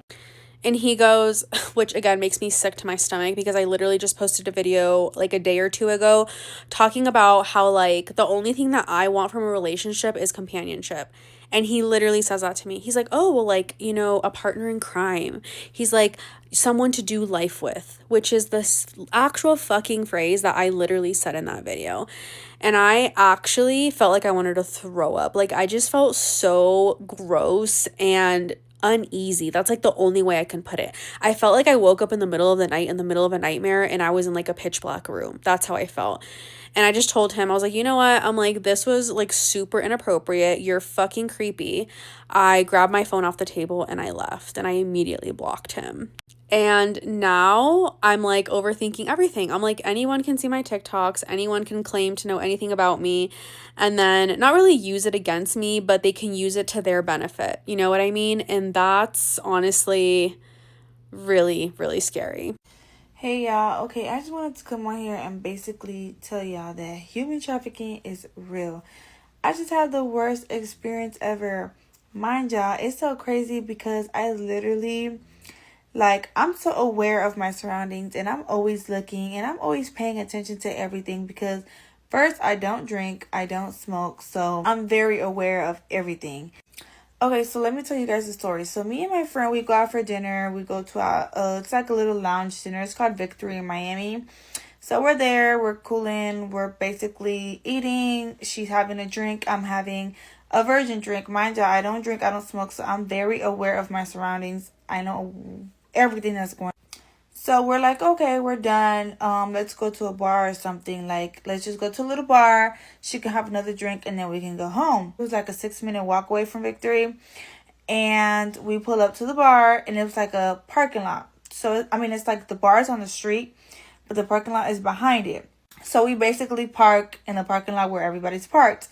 But it was like so dim, like it was really nobody there. Like it was like no line or nothing. It was just like a pretty empty bar. The first red flag was, it was a sign that said, make sure you don't leave no belongings in your car. I mean, it says make sure you don't leave nothing in your car. We're not responsible for basically if somebody goes in your car. Like, okay, that was the first red flag. Second red flag was like the parking lot was like dead. Like it was nobody walking. It was like very dark. Like, you know. So yeah.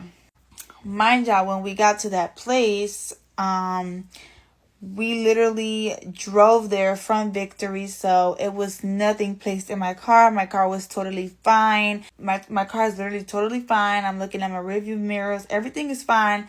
Leaving Victory. Like, nothing is on my car. And I can see my car, like the whole car, when I'm leaving Victory, because I literally parked right across it, so I can see the whole car. There was nothing on my car. So boom, y'all, whatever. We park over there at the next spot. And for some reason, it was kind of like, should we go, should we not? Like, we were kind of thinking about it. That was like the third red flag. Like, we're literally thinking about it. Like, oh, okay, whatever. So we ended up going in because we're like, we're already here. We might as well go in and just see. So, yeah, we're there. We're in there. We're like literally in there for like 20 minutes. We didn't even get a drink. We just sat at the bar and asked for water. She didn't even get a drink. And we were like, okay, let's just go. It was like it's pretty dark in there. I mean, I don't know. It just wasn't our vibe. It was dark in there. Like you could barely see anything. Like it was just weird. And it was so funny, y'all, when we leave, like we decided we wanted to take pictures in the parking lot. So, mind y'all, whoever put this on our car is probably watching us take pictures and everything. It was so weird. So, when we walked to the car and we get in the car, as soon as we get in the car, I lock the car. Like, that's something I always do. I just always lock the car when I get in the car. I don't know. It's a girl thing. But I locked the car and I pulled off. When I pulled off, I'm looking in the back and I'm like, it's a bag back there. Like, who put that back there? So I'm looking, and mind y'all, the parking lot is full of cars, but like, obviously, all the cars are parked off or whatnot. But what I'm thinking was, like, they watched us get out the car and everything, and then obviously put that. I don't know, yeah, but it's just crazy. Like, human trafficking is real, and I just want to tell y'all, like, be careful. Luckily I was with somebody else, and I like to go places with somebody else. I don't like going places by myself. I just feel like it's been too much stuff going on, and it's just too much weird people nowadays. Like, they were really out to get us. Like, oh my god, like, what the hell? I'm gonna definitely insert a video of the bag that they put in my car. Mind y'all, it's literally like news, all kind of reports of people getting like human trafficked with this kind of stuff. Like people putting dollar bills with fentanyl, people putting bags or stuff in your car that makes you get it, and then they come and get you. Like, it's just all kind of stuff, y'all. And luckily, I know about that kind of stuff, and nothing would have made me stop my car and get out and get that bag out. Like, nothing was gonna ever make me stop and get out my car. So luckily, even if I would have seen it before getting in the car, I would have just got in the car and just waited till I got home. We were basically being watched, and as soon as we went in, they put that stuff there. And it was literally a bag. Like, they had to stuff the bag in wipers, in the windshield wipers. They literally stuffed the bag there. And the bag is still out there. I'm not touching it. I'm literally going to wait till tomorrow and then go with a bag and get it and throw it away. But, y'all, yeah, just be careful out there. And this is just a message for girls. Like, if you go out places by yourself, be very, very careful. And I know it's hard to like just carry a taser or pepper spray and stuff like that when you're going to places like clubs or like lounges and stuff, because security 9 times out of 10 takes it away or doesn't let you go in with it, so you have to leave it in the car. So it's very unsafe. And Miami is literally a place where it's a lot of people and a lot of people who do stuff like this, human trafficking, kidnapping people. So it's like a very scary place. And always try to be with somebody. Always try to have something that you can protect yourself with. And if you see something that's so odd, or like, you know, something that wasn't in your car that you feel like wasn't there after you got in or something like that, just don't get it. Like, you know. But yeah, y'all, I'm definitely like, this is why I stay inside, because stuff like this just so weird. Like I thank God so much every single day for protecting me, because without God, like, I could have literally been human trafficked and kidnapped. Like, who knows? And that would have been like, but yeah, you guys stay safe. And I just wanted to come on here and share this story with you guys so you guys can know. Bye. Right?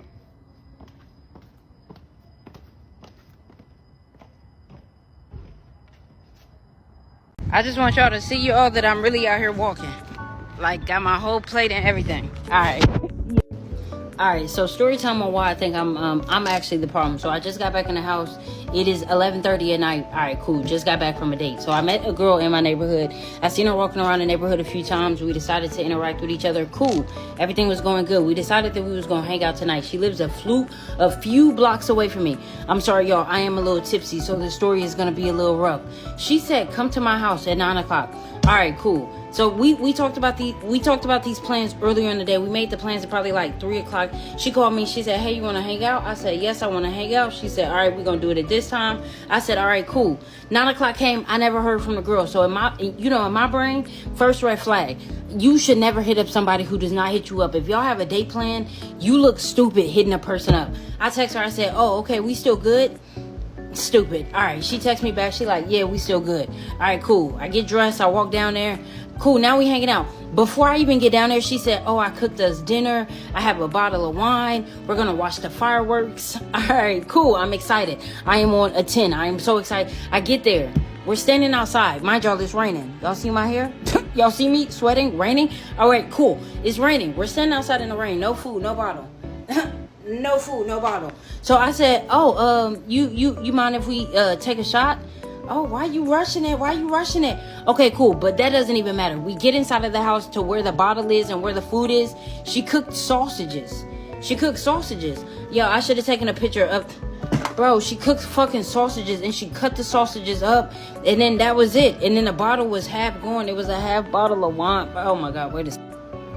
I'm so mad I just had to take a second because this is a long ass story. She had cut up sausages and a half bottle of wine. She said, oh my gosh, here, you want some of the wine? All right, cool. She poured me what little was left of the wine. So we sitting there talking. I'm already annoyed because at this point, this is not what you promised me. We sitting outside in the rain. She like, oh, actually, we could just go to my friend's house. My friend is having a barbecue. If anybody lives in New York, you know...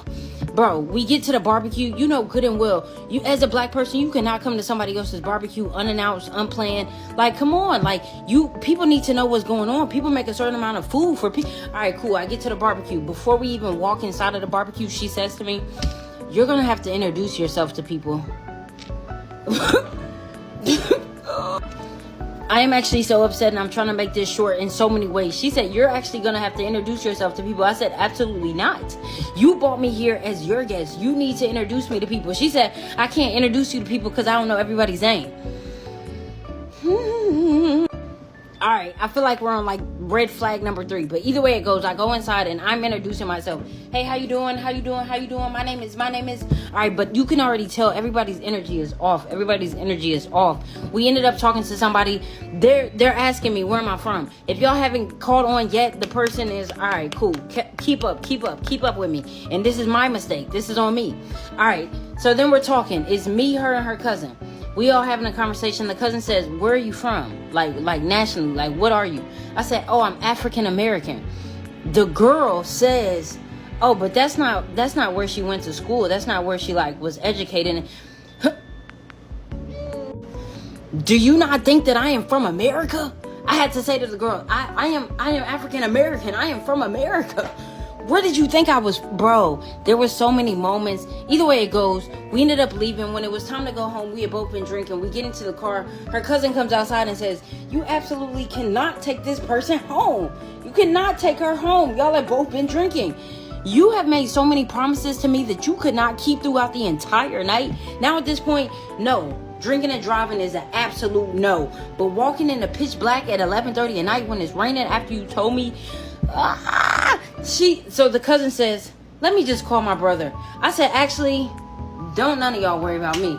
I'ma just walk home. I'ma walk home. I'ma figure it out on my own. I don't got no issues with the dark. So as I'm walking home, she ends up calling me. She says, I told my family how important you are to me and how excited I am to get to know you. So next time we see each other, we will be they will be very much more accepting. Blocked. I am never going around again. That was a stupid mistake on my part. I will never go around again. This is why I hate dating. I hate it. Okay, so quick story time.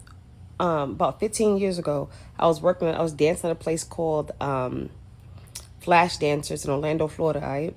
It no longer exists. It got shut down. There's actually a documentary about it. I was working at a place called Flash Dancers, and the nigga that owned the place, name was Willie. All right. This nigga would let anybody work. Them talk crackheads, young girls. I'm talking 12, 13-year-olds, bitch, could work there. They looked the part. You let them work. He was on house arrest. He let you work. He didn't give a fuck.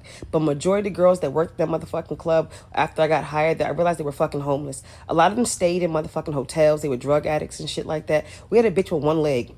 No bullshit. She was old. She was like 55 years old. And she made some fucking money. Didn't understand how she made money. But again, I realized it over time that she was tricking. But anywho, there was a girl that came in and she wanted to dance. And the girls called Willie. They called him Papa. The girls that knew him like that, the girls who were seasoned and shit, they called him Papa. I never understood why. They was a fucking pimp. But anywho, this young Spanish girl, excuse me, comes in and she was asking about dancing. And in Orlando, at that time, 15 years ago, it cost you, I think, $25 to go get your dancer's license. You go downtown, sign some paperwork, show them your ID, and you got it, all right? 24 hours later, or same day sometimes, you got it. You brought it back, and you could dance. Okay, in Orlando, being that Disney is here, you can't, there's no nude, like full nude. You have to have pasties on, you got to have a garter, and you got to have the panties to cover your lips up. Like the clear panties and like the real close panties to cover your lips up under your fucking your outfits and shit. You have to. If you do not have pasties on, if you're not wearing a fucking garter in Orlando, then you're considered it's considered prostitution. Okay? You're going to fucking jail. They do a sting. All right, but anywho, I digress. This girl comes in, she's Spanish, real beautiful girl. I think she's about 18 or 19 years old. She wants to dance, and he was like, yeah, you could dance, but I gotta see what you working with type shit. This nigga never did that to nobody. He never did this to nobody. No one had ever a fucking audition. He said, you want to dance? Go ahead. Go get your license and shit and come back and let you dance. Put you on or whatever. So she didn't really want to do it right then. She wanted to see how the night went. So she came in as an actual like patron or whatever. And this nigga Willie had a motherfucker put ketamine. The owner of the fucking club had him put ketamine in her wine. So people are like, why she drink wine? Why she drink wine? Okay, Flash Dancers. Willie, he didn't have the money or the capital, or I don't know what the fuck was going on. But from what I heard, he said he didn't have the capital to get a liquor license. A liquor license really is expensive, and so he couldn't sell liquor. He sold wine and beer, and that was it. So she asked for some Moscato. He had these little bottles of. Already, the small miniature bottles, like barefoot bottles of fucking Moscato. Yes, bitch, I said barefoot. But anywho, he had someone put ketamine in her motherfucking drink. And she drank it. And I feel bad to this day because I saw him do it. I said nothing. Mind, this is 15 years ago. I said fucking nothing. And as the night progressed, she started to loosen up and get all wild and shit. And she's got on the stage with the girls and got she got butt ass naked. But she didn't get, somehow she got real loose and got butt ass naked on the fucking stage. Be mindful. She was a patron. She was fully dressed, jeans and t-shirt and everything like that. She was on the fucking stage, butt ass fucking naked. All right. He's like, get her off of there, get her off of there. Take her to the back. So the back was his office or whatever. Do you know? I was going. I don't know why I went back there to ask him something, but I went to the back to ask this man something, and this bitch was laid out on the motherfucking like an office chair, like those office chairs. He had one of those bitches, but it had like duct tape and shit on it. Looked real janky, or whatever. She was laid out, passed out, and when I walked in there, he was giving her head, dead ass giving her head. She was slouched, and he didn't. And when he saw me, he didn't stop. He did not fucking stop. He looked at me and was like, "What?" He said, "What do you want? What's up?" And I was stuck. Now, one thing about Willie, he wore these like flannel looking shirts. He tucked them in. He wore big belt buckles and jeans and shit. Sometimes he wore sneakers. Sometimes he wore cowboy boots. You never knew he wore cowboy hat and anything like that. Real white boy. I'm saying, older white boy. Do you know what's crazy? Come to find out, that man had HIV. I don't know how far he went with her, and she never came back after that. I never saw her again. Don't know if he took her. I don't know what the fuck happened to her, but I never saw her again. But it's crazy because the documentary came out about fucking flash dancers and why it was closed down, and the owner, that nigga was HIV positive. And I know like 7 or 8 bitches that was fucking him that worked in that motherfucking establishment. They fucked him because they didn't want to pay house fees. And at that time, 15 years ago, house fees were like $15 to $30 a night and $60 a night on weekends. And I'm just like, for those who don't know what house fees are, when a girl wants to dance, she has to pay a certain amount of money to be able to operate the venue, okay? So you're a 1099 employee, so therefore you got to pay the house to be able to use their facility, which is the club, to dance, to get money or whatever. And sometimes he charged a fee for dances when he collected, which is illegal. But anywho, yeah, he did that. But yeah, he was giving that girl head, and I don't know how far he went. I don't know if he fucked her or nothing. I don't know, but that's what he was doing, and I witnessed it. And to this day, I feel bad because I'd never said nothing. I know I did say something to someone else. They told me to mind my business. It's like, now mind your business. You don't want to get fired. It ain't got nothing to do with you type shit. And be mindful. These bitches lived in hotels. When I say hotels, I'm not talking about the Hilton and shit. I'm not talking about the Red Roof Inn either. I'm talking about the Days Inn type shit. But the ones that'll be on OBT, fucked up crackhead extended stays type shit. And it was really weird because when I was dancing, when I first started off, I realized so many bitches were crackheads and they didn't have no fucking cars. There's a girl called Nina Fresh. She's a stripper out in Orlando. That bitch danced for she's been dancing for almost 20 years. Yeah, she's been dancing for almost 20 years. And I'm glad she finally got a vehicle, but yo, she didn't have a car for so long. But then she was tricking as well. Everybody know about Nina. Nina so fresh. If you know about her, you know about her. She sell that shit. So if you're in Orlando, you want to, Nina, go to her. But anywho, that's a little story right there for you. You can never force a man to be something that he is not. And I highly encourage you not to, because this is a situation that can end in complete ruin. Now, I'm going to tell you guys about this story. And I'm going to name these two people girl and boy. Okay? Now, girl and boy had a really deep connection. They've always been connected since they were younger, like middle school, high school, kind of that young puppy love. Now, when girl and boy got a little bit older, they showed interest in each other. But boy was very much an outside boy. Boy did not know how to just keep things chill. Girl noticed this about boy, and because of that, she had interest but always kind of had a wall up and didn't really want to move forward.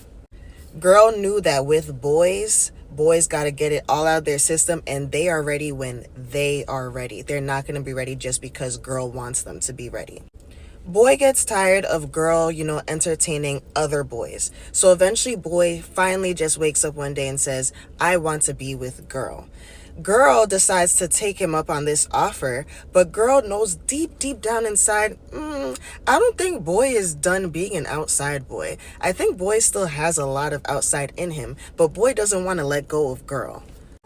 Boy knows that girl will low-key find somebody else and probably someone better if boy does not lock in. That's why boy locked in, even though he wasn't ready.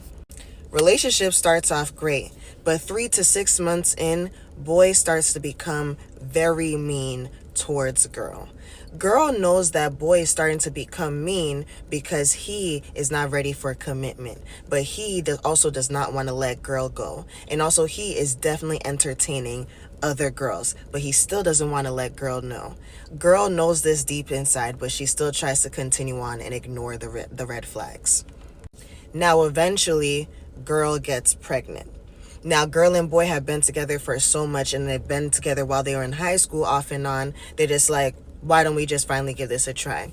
Girl and boy's family is really, really encouraging marriage, and so boy and girl decide to get married as well. Girl knows deep down inside, boy is not ready for marriage.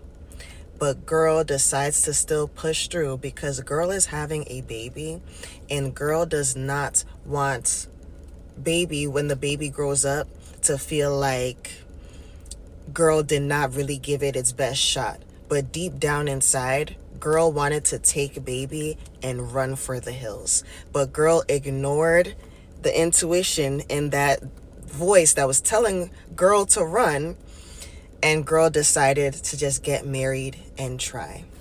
Now, once girl and boy are married and baby comes, girl and boy have a really rough time. Girl is going through postpartum depression because girl is not feeling like herself, and boy does not give a fuck at all. Boy begins to cheat on girl. And this is like full blown out cheating, not just entertaining girls like what was happening before. Fully blown out cheating. And girl knows that when girl got pregnant, she should have just left then, but instead she stayed. Now, girl still tried for family, but eventually it just really did not work out, and girl had to leave. By the time that girl left, she had 2 kids. So I say that to say, when you are dealing with a man and you can see certain characteristics that are showing, like, if I was to take this man serious, this is going to be trouble. I'm telling you guys, don't do it. A man is ready when he's ready on his own. He has to want to do it for himself. He can't lock in just for someone else. He has to lock in because he feels ready. If he still got that dog in him and want to be outside, you got to step back and let him go. Let him go. They got to get it out of their system. Otherwise, it's going to come at the cost of your happiness. It's going to come at the cost of your peace. It doesn't matter how much you love that man. If he is showing that he's not ready to choose you, please choose yourself.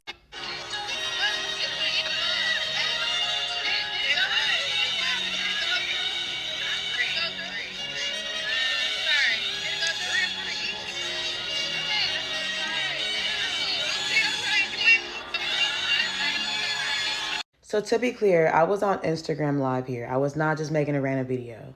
So I was on actual live. Like, people were actually watching that to add insult to injury. I got invited to Miami, and she was like, just buy a plane ticket and everything else going to be paid for. If you know, you know. So she invited 2 of her friends, and it was just me. So it was me, her, and her 2 friends. So it's 3 of them and like 1 of me. They were cool though, like no shade. So next day we go to brunch, and I remember her telling me that she kind of has like an attitude problem. Now, I don't really know what that means, because as a girl, that kind of like falls on the spectrum. Like, every girl kind of has an attitude, but not every girl has an attitude problem. And so it's kind of hard to gauge that, especially like if you're not used to having friends that just have attitudes and are like super moody, because I'm not used to that. Like, I'm used to my friends, if they have attitude, they go chill somewhere else. Like, they don't bring the energy over here. So anyways, we went to brunch. Everything was cool. I want you to understand that this was not like a trip where every single moment was just like terrible. It's just certain moments that I realized, that we don't align. It was other moments where I realized, certain stuff was intentional, and my feelings were really hurt behind it, because I'm just a very genuine person. So when this video occurred, there were like really 4 instances, 4 canon events on this trip that made me go, okay, maybe this is not, like, maybe we just shouldn't talk after this. I don't know. So the first time was when we were asking her questions about, the plans. Like, we're at brunch, we're asking, okay, well, what's gonna happen for the next few days? Because mind you, she invited us, she planned everything. She kind of popped off at us and was like, I'm not the planning friends, and like, you need to go look up yourself, and I don't really know, da, da, da, da. And one of her friends was like, okay. Her other friend was like, and I was like looking at her like, okay, like, we just asking you, whatever, it's cool. So food comes out, and I want y'all to also understand, yes, we were at brunch, but nobody was drunk. Like, nobody was out their mind. Like, nobody was like, everybody was in their right mind in these moments that you see on the live. It was a live. I want to keep emphasizing this was a live. And before y'all ask, did she know that it was a live? Yes, because her friend, who was a little bit further than me, knew I was on live, and Bree was sitting right next to me, so she absolutely knew that I was on live. I don't know if that would have changed it or what. I don't know. So after that situation, her friend had basically, hold on. So her friend had basically texted me and was like, "Are you okay?" And I'm like, "No." Now, mind y'all, we got there at 11:45. This is at 11:57. So there's no way that anybody was drunk. We hadn't even like really gotten into our mimosas. So she said, "You okay?" I'm like, "No." "Well, yeah, but I'm cool. I'm not cool right now." She said, "You want to go to the restroom?" "Yes." So we go to the restroom, and basically what she tells me is like, Bree is very used to people like catering to her, and that's just kind of how she is. I can mediate, and like we can talk about it. And I kind of stopped her and was like, well, I don't feel like I was wrong, so I'm not going to address this. Like, I'm not going to go out of my way and like tell a grown ass woman where she was disrespectful. Like, you see my reaction. Clearly it was disrespectful. And I also want y'all to understand, I'm not passive at all. I'm very confrontational. And when you're a super confrontational person, sometimes you do kind of have to give people space to come and confront you. Like, if I'm always doing the confronting, I'm going to look like the villain. And also, as you can see, I have a deep voice. So women that have deeper voices, we do have to be careful about how we approach things, because we come across as abrasive no matter what. So I basically tell her friend that, like, I'm not going to try to, she knows it was disrespectful. I'm going to just sit back and kind of just see how things play out. If she don't say nothing, she don't say nothing. I'm just going to know what kind of person she is. But I'm not about to go and like spoon feed you why it was disrespectful. She should already know that. So her friend just kind of like calmed me down. And her friend was really, really cool, because like she was like, I would have been mad about that too. Like, I basically saying like, you don't do that. Like, that let me know that wasn't something that like Bree just does. Like, that wasn't, you know what I'm saying? That wasn't normal behavior even for her. So we come back to the table. And I'm acting completely normal. Like, things snap back to normal. Like I said, we on vacation. I'm not gonna let nothing stop. This is our first day. Y'all. First day. So, moving on, we have a good brunch. At this point, I think everybody started to feel stuff for their drinks. And she comes to me and she basically is like, I don't want you to think I'm a mean girl. I never thought that until she said it, but she was like, I never want you to think I'm a mean girl. I'm not mean. Like, I'm sorry if you feel like I was being disrespectful. Like, my friends had told me, like, I think you're so cool, and like, I love your music, and I invited you because like, I just really wanted to like chill with you, hang out with you, like not on like some weird stuff, but on some like, I'm sorry. That's not like, that's not the first impression I want to give you. I didn't really like how she was like, I'm sorry if you feel, but again, it's the beginning of the vacation. So I let that slide. I was like, whatever. And I said, that's cool. Let's just be more intentional about how we're talking to one another.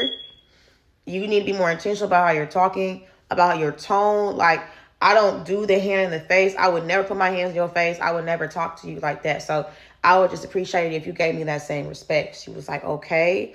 I'm like, okay. I'm like, okay, cool. Like, let's go back to the table and have a good time. So we went back to the table and we had a good time, and we went back to the thing.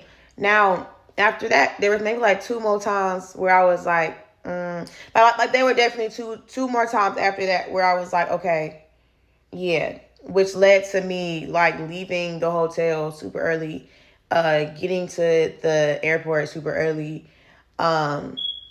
not getting any sleep for like 24 hours. Like, it was I wish that my like memory of the trip wasn't clouded by the like emotional trauma that I endured. And I know that people are gonna be like laughing at me when I say that, but you gotta remember I'm in a whole different state with girls that I don't really know like that, with like one girl who has been like picking with me the entire time. And I know if I pop off or say the wrong thing that I could possibly get jumped or really hurt or thrown out. I gotta quick weave in, like, so it's a lot of things that I have to consider on that trip. Yeah, so that's basically what had happened after that situation. Me and the girl are not friends anymore. Yeah. Baby, let me tell y'all something. See, it's people like this. It's people like this that makes me think twice before I post my vacation pictures while I'm on vacation. Now, these 7 people that y'all are looking at, these 7 people were caught up in a burglary scheme here in Houston. What they were doing, they were going to social media, combing through social media to find their next victim. Now, what they were doing, if they found out that you were on vacation, all based off what you post on your social media page, they were finding out where you live and they were going to your house and robbing you. That's exactly what they were doing. Now, I ain't gonna lie. I ain't gonna act like I've always been smart and I've never posted, a picture or a video while I'm on vacation, because I have. But baby, when I found out that people like this existed, is what made me think twice about posting my vacation pictures and videos while I'm on vacation. Now, we all know that person that love posting while they on vacation. I mean, they post every inch of their vacation. They posting pictures at them at the airport, posted pictures with them on the plane, posted pictures when the plane land, posted pictures of their hotel room. I mean, just doing the most. We all know somebody like that. I used to be one of those people. Like I said, I ain't gonna lie and act like I've always been smart, because I know I haven't. But when I tell y'all we have to get out of doing that, because of people like this, they have taken the fun out of posting on social media. They really have. And you know what? If you're not gonna do it for yourself, do it for your children. Okay? Because 9 times out of 10, most of the times when we going on vacation, we leaving our adult children at home to watch over the house. And I would hate for you and your homegirls to be in Cancun on the beach, busting it wide open, and the whole time your baby's at home, and you got people like this that are coming up with schemes to busting your house wide open while you on vacation. Don't set your babies up like that. Don't do that. So I'm telling y'all now, if you have your social media account set to public, change it immediately. Just because you on social media do not mean that your account needs to be set to public. Because as you can see, you see what the public doing, right? The public is running up in your shit while you on vacation. The public don't give a damn how hard you work for your stuff. They don't mind going in and taking everything that ain't nailed down. They don't mind at all. Whole time your babies are at home while you and your homegirls busting it wide open in Cancun on the beach. Oh, and another thing that y'all need to be careful of. Y'all stop accepting all these random ass friend requests from these people that y'all don't know. Y'all don't know them people. Just because you get a friend request does not mean that you have to accept it, okay? Having 10,000 followers on social media is not a flex, especially when you have people like this that are lurking on people's pages just to catch you slipping so they can find out where you live and go to your house and rob you. You would be surprised. The very same people that you are accepting all of these friend requests from just may be people that are watching your page waiting to catch your ass slipping. You would be very surprised. Now, hey, y'all do what y'all want with this news that I just gave y'all. I just want to get on here and let y'all know what is going on in the city of Houston for those that live here. Or hell, if you don't live in Houston, hell, this same shit happens everywhere. Y'all be mindful of what you post on social media. Please, before you take your next vacation, your next trip, please make sure that you go to your profile and set your profile page to private or friends only. All right? That's it. That's all I'ma say. Now y'all do what y'all want to do with this, but I advise y'all to please be mindful. Next time you press post or upload, think twice. All right, y'all. That's all I'm gonna say. We're gonna talk about this down in the comments section. Child, let me get out this car and go mind my own business. Bye. So this is a quick story time about a time that I went on a date with a man that I believe was down low. He was giving me what I feel like was signs of being down low. And so I'm gonna tell y'all the story, and I want y'all to let me know what y'all think, because y'all gonna let me know what y'all think anyways. I know y'all like, girl, another story time? Yes, another story time. And yes, it's about more crazy people that I met in Atlanta. And I know y'all probably like, girl, why you attracting all of these crazy people? No, most of these stories happened when I was new to Atlanta, and I was doing exactly what you're supposed to do when you are new to a city. You need to get out and meet people and network, and obviously do it in a way that's safe, but you have to get outside and get to know people. Unfortunately, me, I just ran into a few crazies before I met some normal people. So I met this particular man in Houston, okay? Keep in mind for the story, he's originally from Brooklyn, New York, but he lives in Atlanta, and I met him in Houston. So I was in Houston with a friend of mine, and we ended up going to Chapman and Kirby for a Sunday fun day. So as we're getting out to park, I see this man walking in the parking lot, but I'm not paying no attention to him. Me and my friend walking to the pay station. And so as we kind of walk past him, right? And so he says something, and I turn around, I look at him like, what? And he says something else, but I can't hear him. And I'm like, huh? So he asked me what my name was. So I tell him my name, and he like, are y'all heading over to Chapman and Kirby? I'm like, yeah, we are. We're just paying for parking first. And so he's like, oh, no. Let me take care of y'all parking. So he just handed us the money for the parking. We put it in the parking meter. We like, okay, thank you. That was nice. And so he lets us know that him and some of his friends have a section of tables or whatever over at Chapman, and that we should come hang out with them. So once we get over there, he kind of chit chats with his friends, and he's like, okay, well, our section of tables is not going to be ready for another hour or two. I think it was like 2 hours. So me and my friend like, okay, well, that's cool. We're hungry anyway, so we about to go walk around or drive somewhere to get some food. He like, oh no, I got y'all. He like, I'll either take y'all to get food, or I'll, walk around with y'all's food places around here.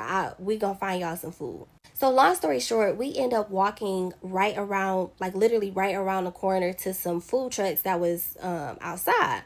So we go to the food trucks, he buys us food, and then we all sit down to eat the food. He sits with me and my friend. Now, mind you, y'all, we talking, getting to know him, just kikiing, just waiting, having conversation, waiting into the tables at Chapman already, right? Now, during the conversation, remember I told you that he from New York. So people from New York, they already like real aggressive, like, you know what I'm saying? A lot of personality, right? But as we're talking to him, me and my friend, we're noticing that he's a lot. Like, he got a lot of personality, okay? He talk with his hands, like, he's a lot, right? The conversation was going good though. We was laughing, we was having good conversation. Like, he was a lot, but it was no bad vibes. So I was trying to figure out if it was just me, right? So he gets up and goes to the restroom, and I turn to my friend and I'm like, he's a lot, right? She's like, yes, he is. Like, a little bit sassy, a little bit, right? A little bit sassy. And I say a little bit sassy because I really like a laid back, chill type of guy, right? That's my type, right? So we go in Chapman, we have a good time. I end up exchanging numbers with the guy because we were going to potentially hang out with him and his friends and go to another place, right? But me and my friend, we ended up just going back to the hotel. We was tired. We went to sleep. So I ended up actually telling him before me and my friend went to sleep, I was like, we're not going to make it to the next spot, but it was nice meeting you, whatever. And so he's like, okay, yeah. He was leaving the next day, right? Me and my friend wasn't leaving for another like 2 days. So he like, yeah, when you back in Atlanta, like, hit me up. I would love for us to go to dinner or something or hang out. And so I'm like, okay, okay. So when we get back from Houston, I'm gonna be honest, like, I totally forgot about the guy. I was not texting him at all. I didn't let him know that I made it back or whatever. So I get this text a week later and it's from him, and he like, hey, did you make it back to Atlanta safely? I still want to take you out. So I'm like, oh yeah. I'm like, yeah, I made it back to Atlanta. I'm like, okay, we could possibly go out. So he's like, I want to go to Ocean Air. And so I was like, I'm not gonna lie to y'all, as soon as I heard Ocean Air, I was like, oh yeah, let's go. I'm not even gonna lie, because I literally love Ocean Air. So even though I felt like his personality was a lot, I absolutely was about to go. I still gotta get this watch. I still need to get this watch. So I meet him at Ocean Air. This is when I'm like, okay. So the vibes are still pretty much the same from Houston. Like, we're able to have conversation, we laugh and we kikiing. But I'm noticing that throughout conversation, he's like, and did, and do, period. And I'm like, okay. I'm thinking in my head, I'm like, okay, it's an age difference between me and him, right? He's a lot older than me, and so maybe I'm like, maybe he's using this type of lingo to relate to me. He think I'm a younger girl, and that's how a lot of us talk. So maybe that's why he's like using that type of language with me. But nevertheless, it was very weird. So that was throwing me, right? That was really, really throwing me. But this is what really threw me. So we sitting down having dinner, and walks 3 girls and 1 gay guy, right? And he's obviously very, very gay. He's flamboyant, right? So it's Atlanta. You see all types of people all the time, right? But they sit pretty much at the table. We're sitting at the booth, right? That's facing this way. They sit at the table like right in front of the booth. Out of nowhere, right? He get this look in his eye like, y'all, I kid you not, this man did this. Now, I'm peeping this, right? I'm peeping this, but I'm like, why is he making that face? Like, you was just fine until these 3 women and this gay man sat down. Like, why are you making that weird face? Straight men, when they see gay men or when they are around gay men, they don't have no reaction to them, right? And so even that little face that he was making, it was like, are you making that because it's a gay man over there? Like, what's up with you, for real? What's up, twin? Okay, y'all, but back to the story. So we finished dinner at Ocean Air, and he's like, hey, if you don't mind, I would like for us to keep hanging out. I made reservations for us at your 3rd spot. It's just like 15-20 minutes up the road. If you don't mind following me there, and then we just continue on with the day. I didn't have nothing to do, and I wanted to go, so I went, because, you know what I'm saying, you either gonna be my gay bestie or we just gonna go and have a good time. So like I said, the vibes from him was cool. So mind you, we drove separately, right? I was gonna follow him to your 3rd spot, and then once the day was over, I was going home. Why would I get in the car to follow this man? This is his license plate.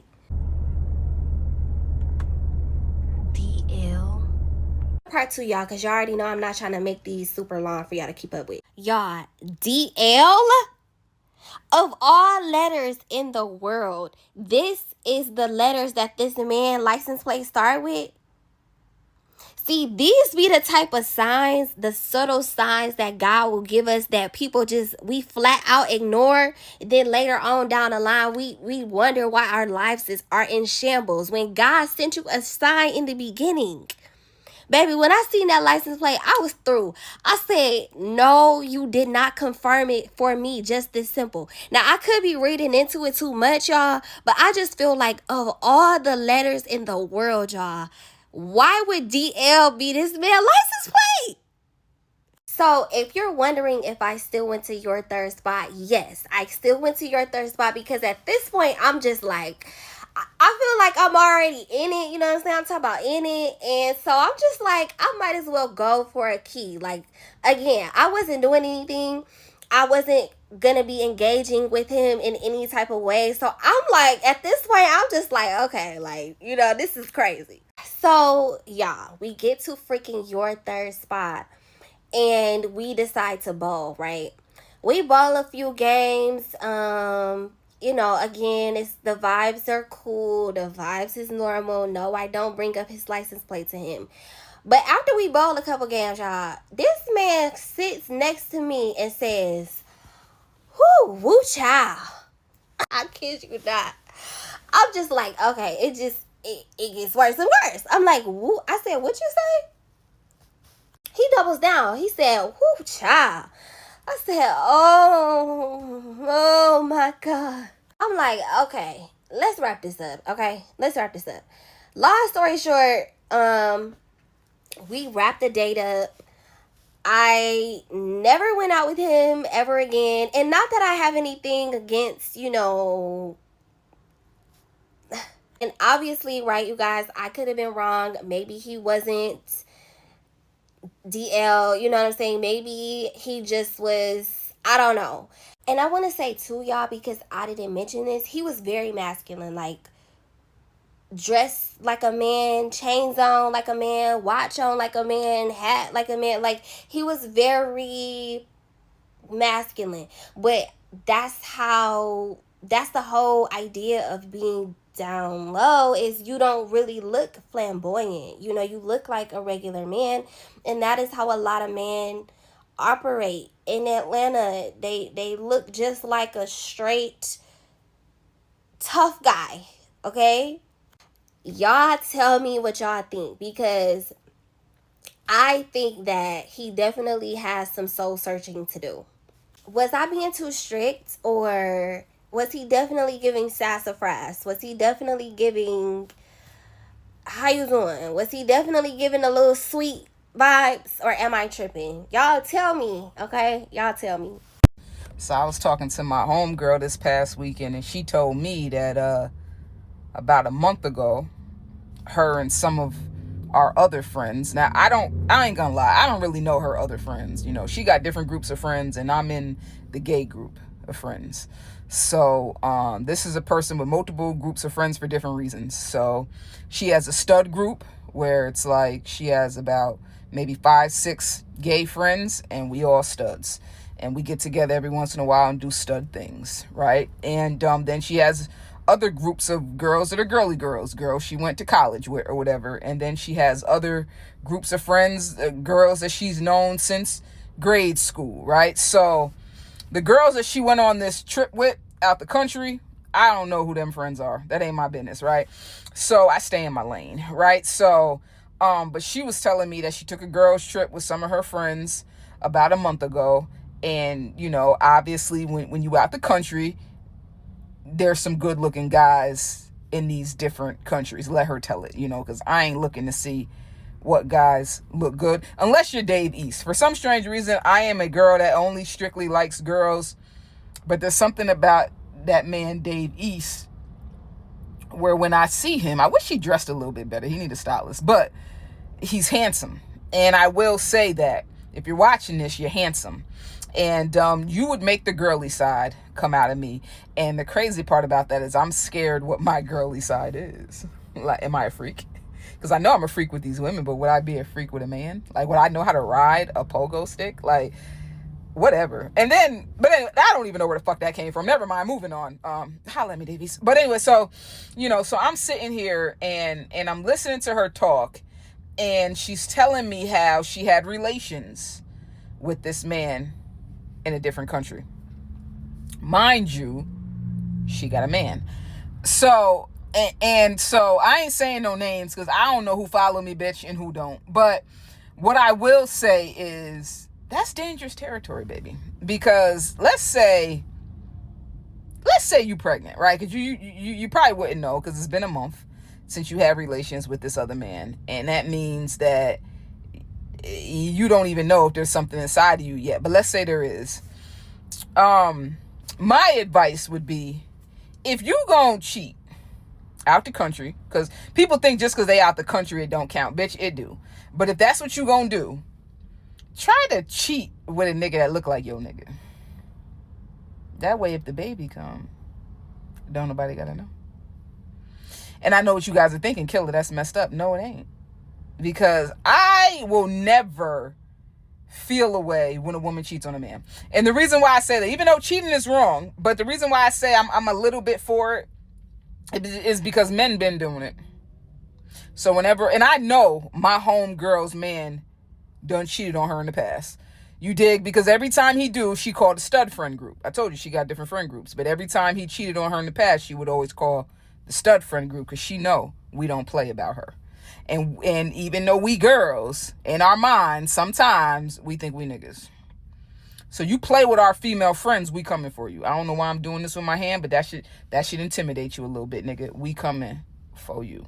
Right? So I'm not mad that she got her lick back. I'm just saying some women get their lick back sloppy. And my friend is one of them. So my advice to you girlies out there, you're tired of your man cheating on you, but you know, you don't want to leave him because you love him. So you think you just gonna cheat back. Be smarter. Just be smarter about the shit. Because I'm all for it. You come to me, I'm gonna give you some good, heavily stud advice. And I know what you're thinking. What type of advice does a stud have for a girly girl trying to cheat on her man that's been cheating on her? Well, coming from a no cheater, because I don't cheat, bitch. I don't cheat. No, seriously, I got a twitch. I don't cheat, right? But sometimes my eye just do that. But what I'm saying is, if you are going to do it, be smart about it. I would say, try to find a man that looks close enough to what your man look like. Similar features. Oh, my nigga got a big nose. This nigga got a big nose. My nigga got a big dick. This nigga got a big dick. Like, they just try to make it make sense. So that way, if you happen to get pregnant and the baby come out, this nigga won't tell that the baby not his. If your man's light skinned, go for a light skinned man, bitch. You dig? Like, if you know your man light and you want to fuck with a what's the darkest nigga you know? I always say Wesley Snipes because he that type of blue black. He ain't regular black. Like, you know, a nigga be dark skinned. No, he blue skinned. But what I will say is try to find somebody that at least when the baby come out, a nigga ain't got to question if this baby is his. You know what I'm saying? That would be my advice to this new generation, because I feel like nowadays just as many women cheat as men, right? See, back in the day, women just dealt with it. You know, a man would come home and say, I'm sorry, baby, I got another woman pregnant, and you know, and she'll be mad at first, you know, and then she'll get over it. And then next thing you know, she taking the baby to gymnastics on Saturday mornings. Because women are just built different, you know. We have a lot of women out here that are playing stepmommy to kids that ain't theirs. Let's just be honest with it, right? There's nothing wrong with it. If you love that man and you stuck by him, you do what you got to do. Now, if a woman comes home with a baby from another man and sits the man down and says, "Listen, baby," you know, in a female voice, "Listen, baby, I got this baby. I'm pregnant with this man's baby." There's two things that's going to happen, right? Depending on what type of man you with. The first reaction of a man is he's going to slightly turn into Ike Turner or Joe Jackson, just to give you a perspective, which means he going to beat your ass, right? And the likeliness of him staying and helping you raise that outside baby is not going to happen. Now, if there is a story out here where a man has stayed and took care of the outside baby, because I'm not talking about if y'all was on a break. There are a few men who've been on a break with a woman and she gets pregnant by another guy, and then they'll get back together, and then that man will play stepdaddy to that new baby. I'm talking about you and Shorty still together and she has an outside baby. So if you know anybody that's been through that, drop a comment, let me know. Did the man stay? I think women are just more built different. A woman will stay, take care of that seed that's not hers, more than a man will, right? So my advice would be, you can't let that nigga know. So you got to cheat smarter and try to find his doppelganger. Try to find his twin, so he'll stay. Because I asked her, I said, so girl, I was like, so what are you going to do? And she's like, I'm not pregnant. I said, I understand you're not pregnant, but I like to think worst case scenario. You dig? But she's like, no, you're crazy. There's no reason to think like that because I'm not pregnant. And even if I was, I would just take care of it. And I said, damn, not only is she a cheater, but she a murderer. I can't do it. So this is a good lesson of, do you know who your friends are? Because I don't think you do. Because I would have never said or never thought she'd say she would just take care of it. And I was like, shit, you dig? But all of this is fake because she ain't pregnant. But, I mean, the story ain't fake, but I'm saying, like, the scenario is fake because she not pregnant. But when you come to me for advice, bitch, I'm gonna give you worst case scenario first, and then we gonna go from there, because that's the type of friend that I am. Go to one of your other stud friends. Don't go to any of your stud friends after the fact. Come to us before you cheat. Because if you come to us after you cheat, we're not the type of friends that's going to be like, girl, was the dick good? Because I don't need to know that. I don't want to know that. I don't want to know. Now, if you tell me you cheated on your man with a girl, we could talk all night. I got questions. But I don't have questions in that department. But if you are watching this, she did cheat on you, my nigga. And I'm glad she did, because you've been doing her wrong for so long that you deserve this type of pain, because we all know men can't take the type of pain that they give. So congratulations, you played yourself, because you thought you were going to get with a woman that you could walk all over. She got a lick back. Not only did she get her lick back, but she got it back in paradise, bitch. See, you was messing around with these little holes in the hood right here in Atlanta. You dig? She was in paradise. You've never taken her to paradise. You know what I'm saying? So I have a lot of friends that have a lot of boyfriends that cheat. So I can't wait till they watch this video so they can decide, like, who am I talking about? Because I know they're all going to be tweaking when they see this video. Like, bitch, was it true? And she's going to say no, and she's going to be lying. And I can't wait until they give me an update. I'm messy today because I had a bad weekend in my own personal life.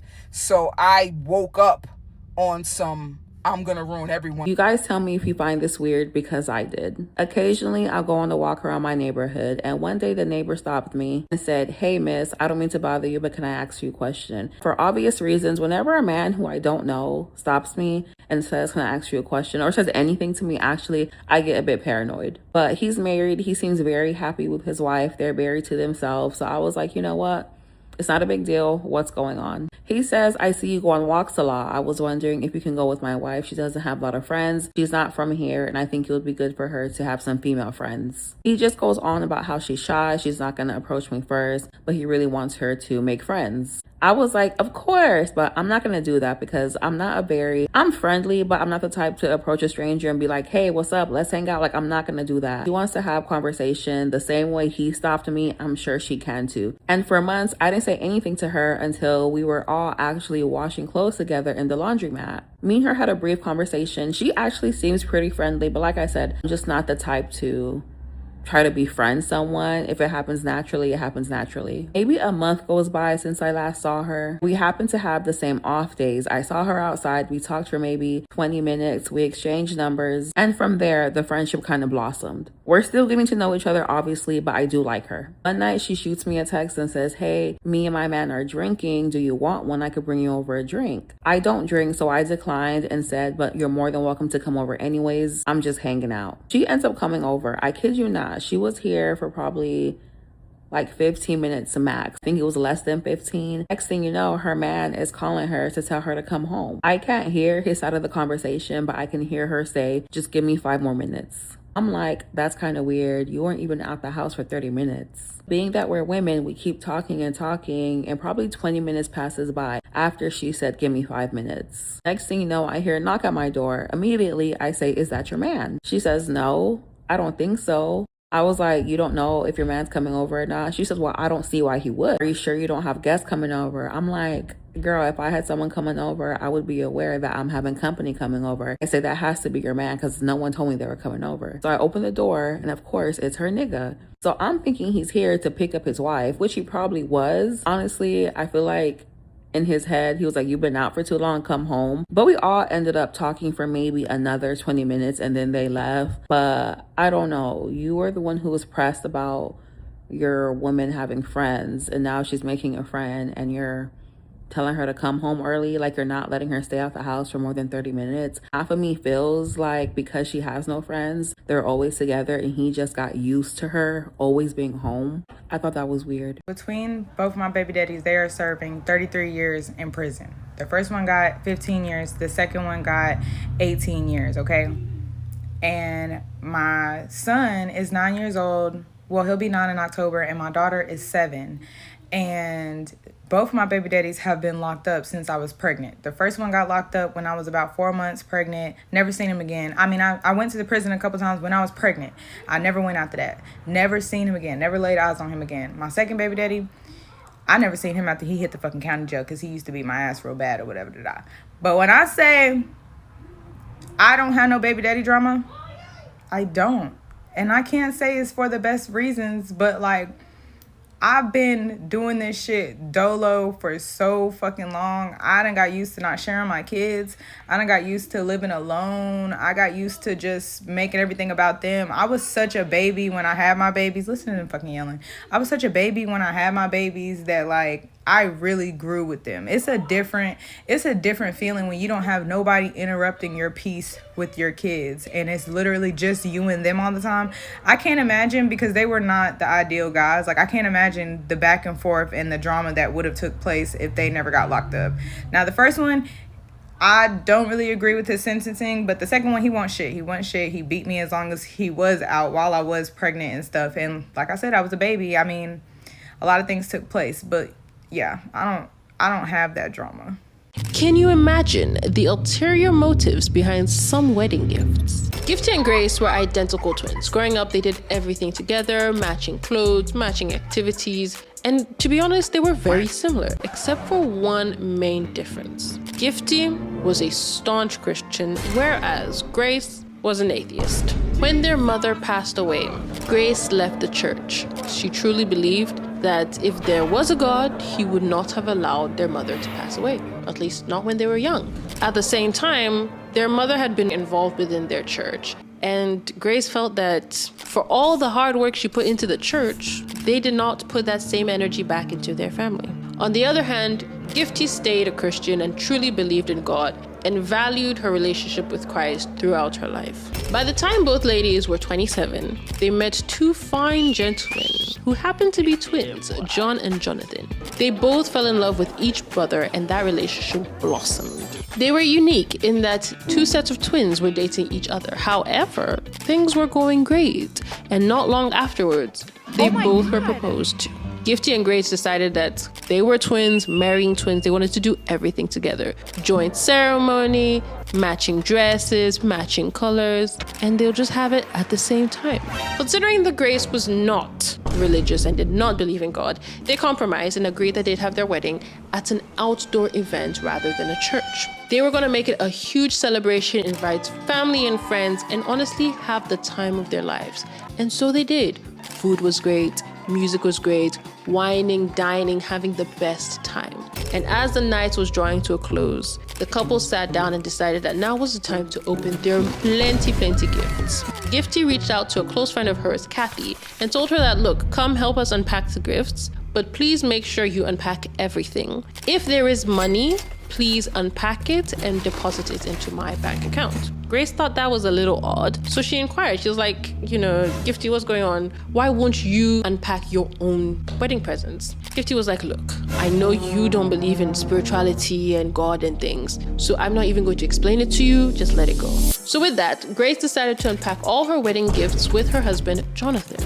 As they unpacked, they discovered a huge stack of envelopes containing $10,000. Grace, in her excitement, squealing, laughing, and jumping on Jonathan, said, oh my gosh, this will cover our portion of this wedding. This will set us up. We'll be able to start our brand new life. But she looked over at her sister Gifty and her new husband John and said, wow, they're really allowing this friend Kathy to just unpack everything piece by piece, item by item, and removing the cash from its envelopes. However, by that time, Grace decided to think nothing of the whole situation. Unfortunately, 2 years down the line, both couples had very different life outcomes. Gifty and her husband John were doing so well. They were thriving within their marriage financially and had just welcomed their first child. On the other hand, Grace and her husband Jonathan were struggling. Jonathan couldn't hold down a job. Every single business that Grace tried to start seemed to crumble before her eyes. And you know what? In good faith, Gifty and John did everything possible. They advised their siblings, they gave them helping hands, but nothing was working. Until one day, Jonathan went to his twin brother, John, and said, look, my guy, I want to sit down with you and Gifty and talk. He then explained to them and said, guys, I don't know what's going on. We are struggling. We want kids. Our finances aren't working out. Everything we put our minds to is not working out. And at this point, I think it might be spiritual. However, Grace is not spiritual and I don't want to start a fight in my family. So please help me, guide me, advise me, give me options. Gifty said, okay, look, I have a contact I can give to you. He's a prophet. Speak to him, explain to him your situation, and let's hope he has answers for you. So Jonathan did exactly that. He got in contact with Gifty's prophet, spoke to the man, and the man said, okay, first things first, you are going to pray and fast for 7 days. I'm giving you scriptures as well to follow, read along, and after that, a revelation will come to you. For 7 days, Jonathan prayed and fasted. And it was really hard because he had to do it behind Grace's back to not start a fight within his own home. After he finished his fasting period, 2 days later, he had a strange dream. In the dream, he saw both himself, Jonathan, and his wife, Grace, as well as his sibling, John, and his wife, Gifty. They had gone to visit one of the lady's aunts. And at their house, the aunt gave them food. Gifty and John declined, but Grace and Jonathan accepted. By the time they finished eating the meal, they both suddenly looked homeless, torn clothes, sunken cheeks. They looked diseased. On the other hand, John and Gifty looked perfectly fine. Upon waking from the dream, Jonathan quickly called the prophet and said, this was my dream. I don't understand it. The prophet said, look, my guy, this is actually simple and straightforward. This aunt that you saw in your dream gave you both something. However, you guys took it and accepted it, but John and Gifty did not. So when was the last time this aunt gave you guys something? Jonathan was like, I don't know. This could have been years ago, potentially like our wedding. He said, exactly. So whatever she gave you on your wedding day is what is trifling with your spirit. The prophet went on to explain that on your wedding day, this aunt in question gave you guys $10,000. Unfortunately, she was never in your corner. She is the reason why Gifty and Grace lost their mother. She is their mother's only sister, but had been jealous of her from the beginning and wanted her gone. Unfortunately, even after their mother was gone, she was still not satisfied. She could not believe that her sister that she hated so much had given birth to twins, and those twins were doing so well. So she sought to ruin the twins as well. She had laid incantations upon that money, and upon you guys touching and interacting with it, you guys were affected by those incantations. He mentioned that before the wedding, he had spoken to Gifty and instructed her that for this wedding season, she is not to touch any gift or envelope containing money or anything from anybody. Somebody else must open the gifts and packages for her first. If any of them included money, that individual should take the money, deposit it into a bank, allow those bills, those tainted bills, to get mixed up within the system, and she can then withdraw fresh bills. Considering that Grace and Jonathan had not done that, the incantations were affecting them. However, good news was on the horizon because the prophet said that he would pray over Jonathan in his life and everything would be sorted. And indeed it was. Not even a week later, Jonathan got a job offer. And from that day forward, his life was on an upward trajectory. However, Grace was not getting the same blessings. She was still struggling, still suffering, and at a point, Jonathan was like, no, I cannot do this to my wife. We cannot keep doing this. So he spoke to her and said, look, my love, there is something spiritual that attacked us. I spoke to a prophet. He delivered me. I beg of you, see reason you to speak to this prophet and let you be delivered as well. At this point, Grace agreed. So she too spoke to the prophet, went through the process, and was delivered. Following her own walk with the Lord, she felt the Holy Spirit speaking to her, and in that moment gave her life to Christ. Today, Grace is a managing partner at a big-time law firm, and both she and Jonathan have 2 beautiful children. Now that's not an entangled web, but that's all I've got for you guys today. Subscribe to our YouTube channel at Entangled Web Stories, and I'll catch you guys every single Saturday. Bye!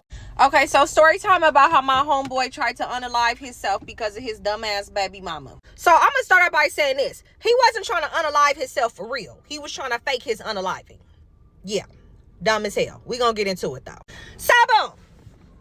The homeboy had a baby by this bitch. We all told him not to have a baby by this bitch. He had a baby by this bitch. The bitch was crazy as hell. Like when I say then freaking shot his car up. Yes, shot the car up, keyed the car. You fucking ran into this fucking nigga house, fucking stole his shit, then got in a fight with every single one of his past bitches, new bitches, everybody. Nigga, she like the baby mama from hell at this point. Okay? Nobody in the family didn't like her. Nobody wanted him to be with her from jump before he even had the baby by her. But anyways, we gonna get into it. So mind you, their daughter is 3 and she cute as hell. They got a daughter, she 3, they don't got no other kids. She didn't have no other kids, he didn't have no other kids before they met each other. That was both their first kid. So after all the rah-rah and shit, one day I go over my homeboy house with 2 of the homegirls and his auntie is there and his grandma's there. So we all just chopping it up or whatever. Mind you, we was dumb cool with the homeboy. Like, we didn't knew him. I think we all, like, went to freaking middle school together. So at this point, we didn't knew him our whole life. So the auntie, the grandmama, they didn't seen us since we was, you know, kids or whatever. So they fuck with us heavy. Like, we fuck with them the long way. Type shit. So when we go over there, we go in the homeboy room and the auntie is like, hey, Lauren, Deja, come out here real quick. So we go out there. It's me, my friend Deja, and my friend Alexis. It's 3 of us. And so, mind you, I'm using fake names for this because I don't want, you feel me? Hey. Anyway, so it's me, Deja, and Alexis. We in the kitchen, and his auntie is like, look, I don't know what the hell been going on. I can only imagine, you feel me, from the shit that we all didn't know and all didn't seen. But please check up on y'all friend because he ain't right in the head right now. We like, he ain't right in the head. Auntie like, no, he ain't right in the head. He ain't been eating. He ain't been sleeping. And I don't know what the hell is going on. Every single time I try to go check up on him, we don't know what's going on. The granny didn't try to cook for him his favorite meals. He won't eat. He won't even eat that. You know something wrong if you ain't eating your favorite cooked meal by your granny. So I'm like, all right, I'm going to go check up on him. I'm going to see what the fuck is going on, auntie. I'm going to report back to your ass when I'm done. There, yeah. So we go in his room. Mind you, when we go in his room smelled like shit. Like when I say shit, I don't know if y'all smell what a man smells like when he goes days and days and days without showering, but that's what it smelled like. Like it smelled like he dipped his fucking behind in his shit, rolled around in it, and just was laying in the bed for like 6 days. Ain't brushed his teeth, nothing. That's what it smelled like. So we walk in the room and I'm trying to be nice. One of the homegirls is like, nigga, you smell like shit. Get your ass up. So I'm like, oh my God, Alexis, please. Like, please. I think it was Deja that said that. I don't fucking know. One of them said that. They was on his ass. So he just sitting there. When I say the boy is just sitting there looking up at the ceiling, y'all. Like looking up at the ceiling, just laying on his bed. So I'm like, you good, man? They like, Lauren, shut the fuck up. Like, I'm like, no, what's tea? Like, cause what the fuck is really wrong with your ass? Granny said that you ain't eating. Auntie say you something's wrong with you in the head. What the fuck is wrong with you? So mind you, auntie and granny, they now in the room. We all in the room together. He just laying there. He like, I can't do this shit no more. I can't do this shit no more. He start rocking back and forth. And he's like, oh, I have a master plan. I'm going to fake my unaliving. So we all looking at him. And granny like, he sound like a damn fool. So we start cracking up, bitch. Because I'm like, what the fuck? So mind you, we all just looking at him and we like, what? He's like, I'm gonna fake my dad, bro. Like, I'm gonna fake my dad. So then the auntie was like, this boy on drugs. I don't know what we finna do with it. Like, they was on his ass, bitch. When I say we was hollering, bitch, I was crying. So I'm like, and how the fuck you finna do that? He was like, no, like, you gotta really listen. Like, I could really pull this off. Like, the homie got a truck and he go to and from, like, I guess he was OTR on the road type truck driver or whatever. He was like, no, I already got a master plan. Like, I already know what I'm finna do, but I can't give y'all too much details. I said, look, you gonna fuck around and die for real. Okay? And I'm not like, I was so fucking mad. I said, where is this bitch at?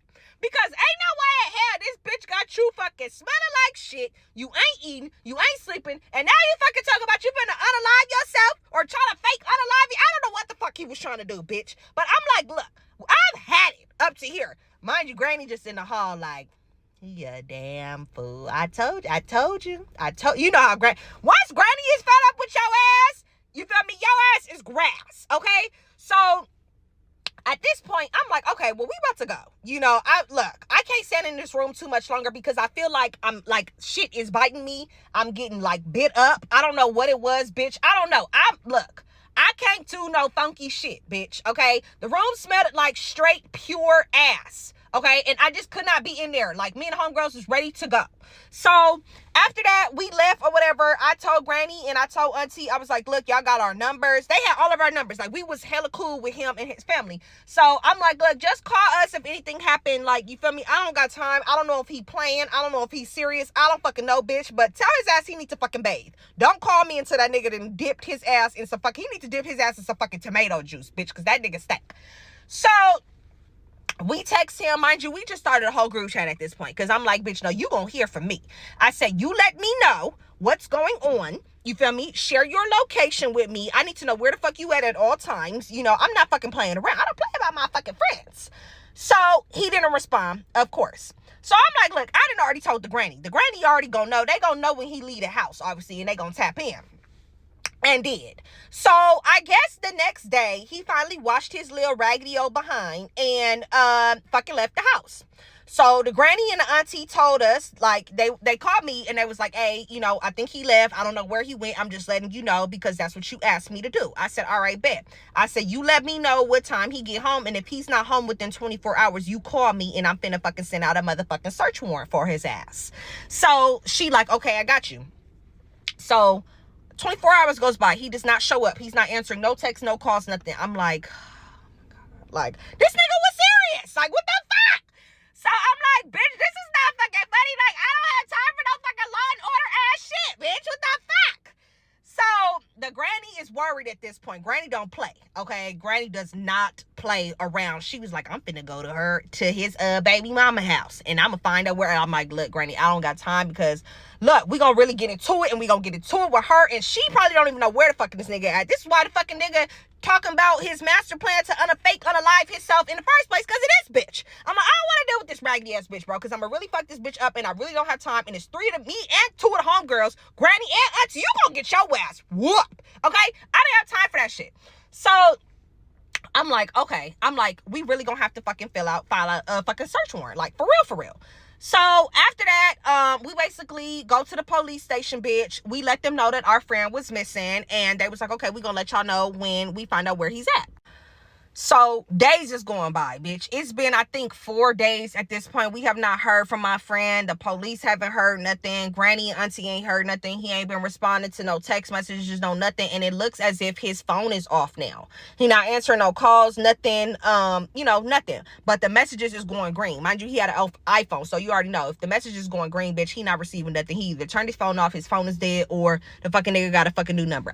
Bitch, I don't know, but I didn't care. I'm like, where the fuck is you at? Okay? At this point, my nerves is bad. My nerves is already bad, okay? I already be having anxiety. I already be fucking overthinking shit, bitch. I'm a Libra. I don't got time for this shit.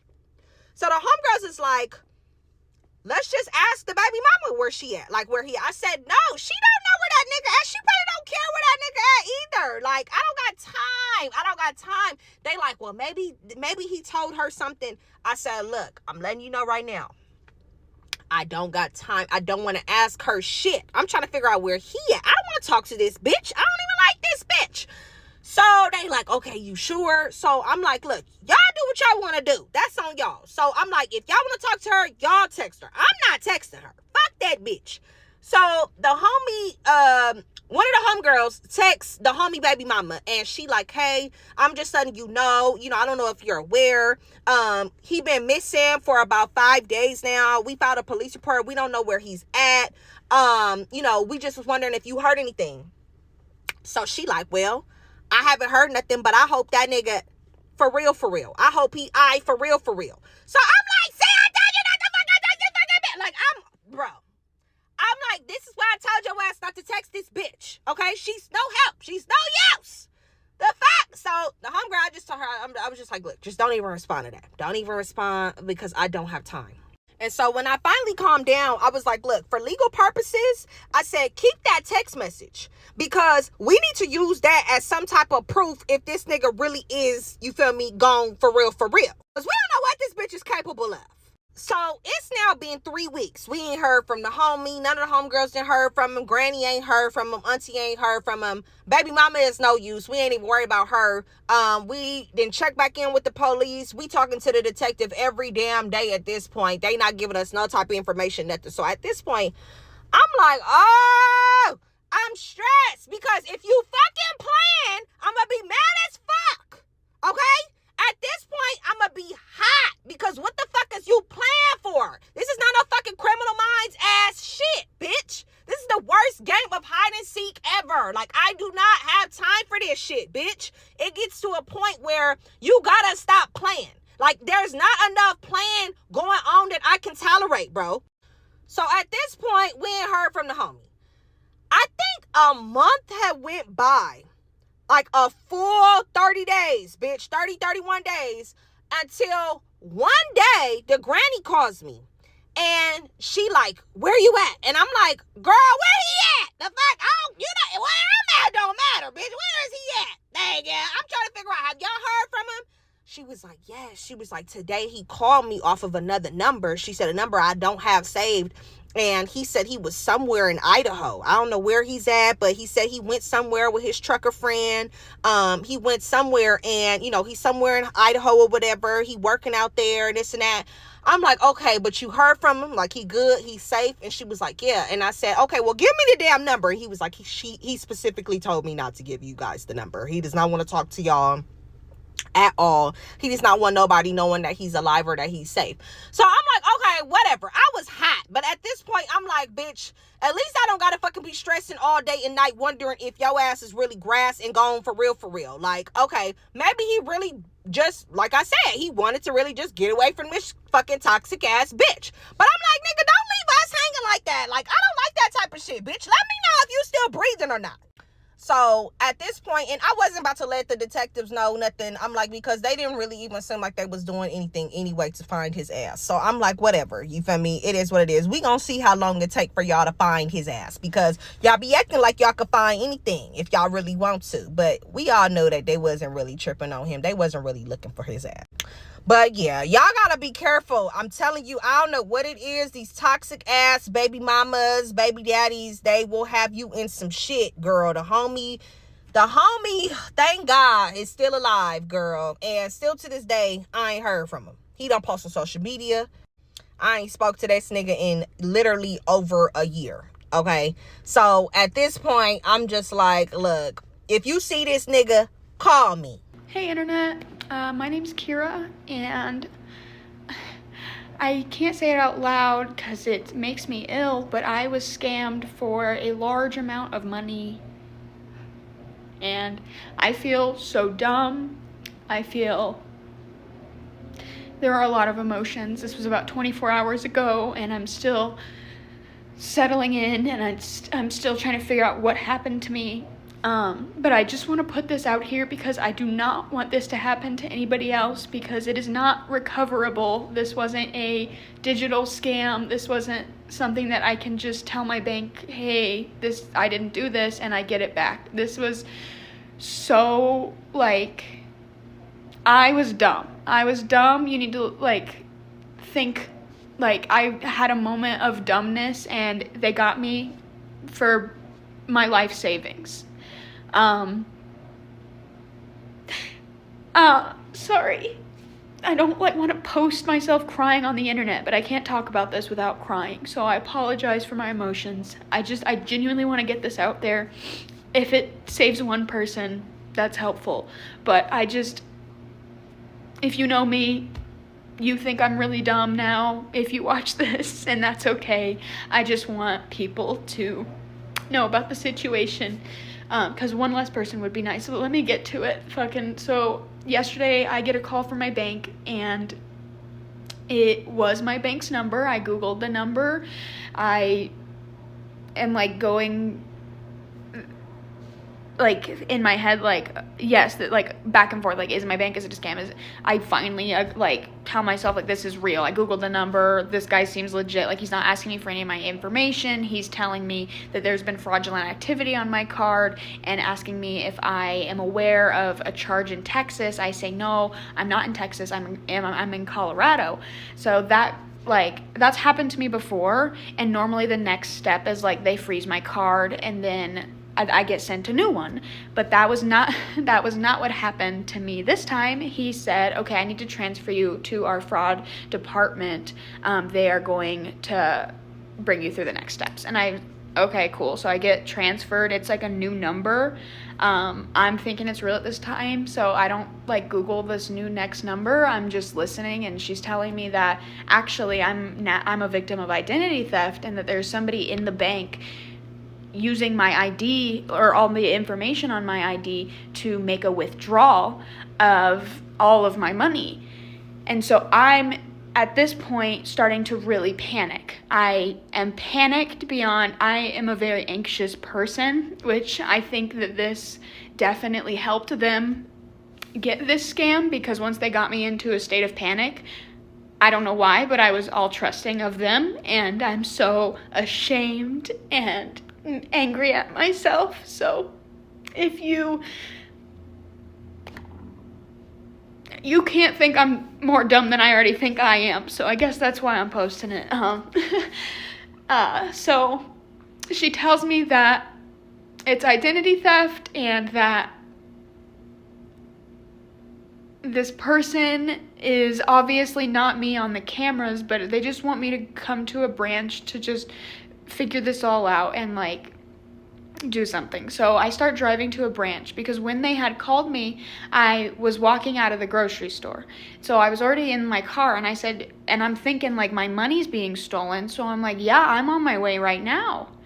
I go to the branch, and on my way to the branch, she starts just like saying to me that the branch that I am currently going to is under investigation, because she asked me, she goes, is this the branch you're going to? And she named the address. She had that information. So they know where I'm banking. They know where I'm going to go. Like, and so basically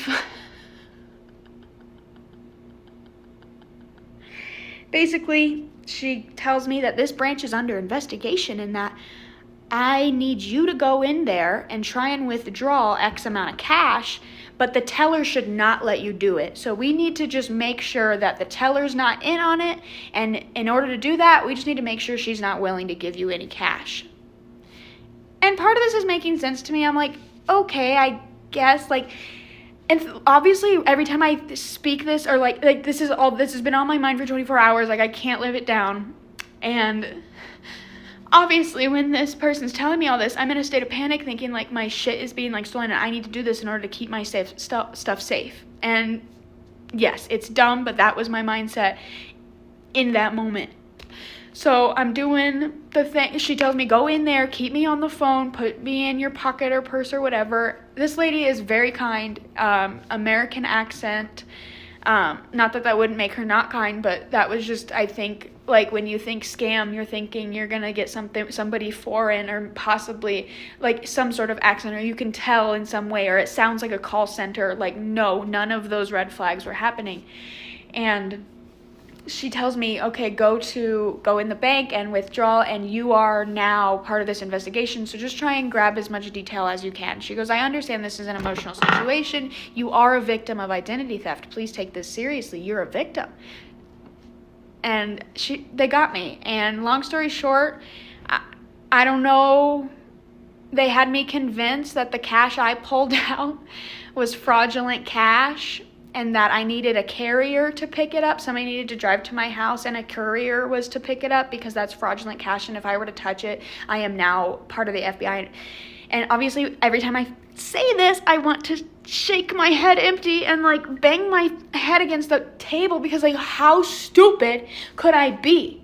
And I even like said to myself and told this woman on the phone, I'm not giving money over to a courier until I have replaced money. Like, what do you mean? Like, I'm like arguing with her, and they are so persistent. And she was like, well, if this, like, and I'm thinking like, well, if this was a scam, like, they'd probably just give up at this point, because I've called them scammers multiple times at this point. I'm telling them like, you're scamming me. Why would I do this?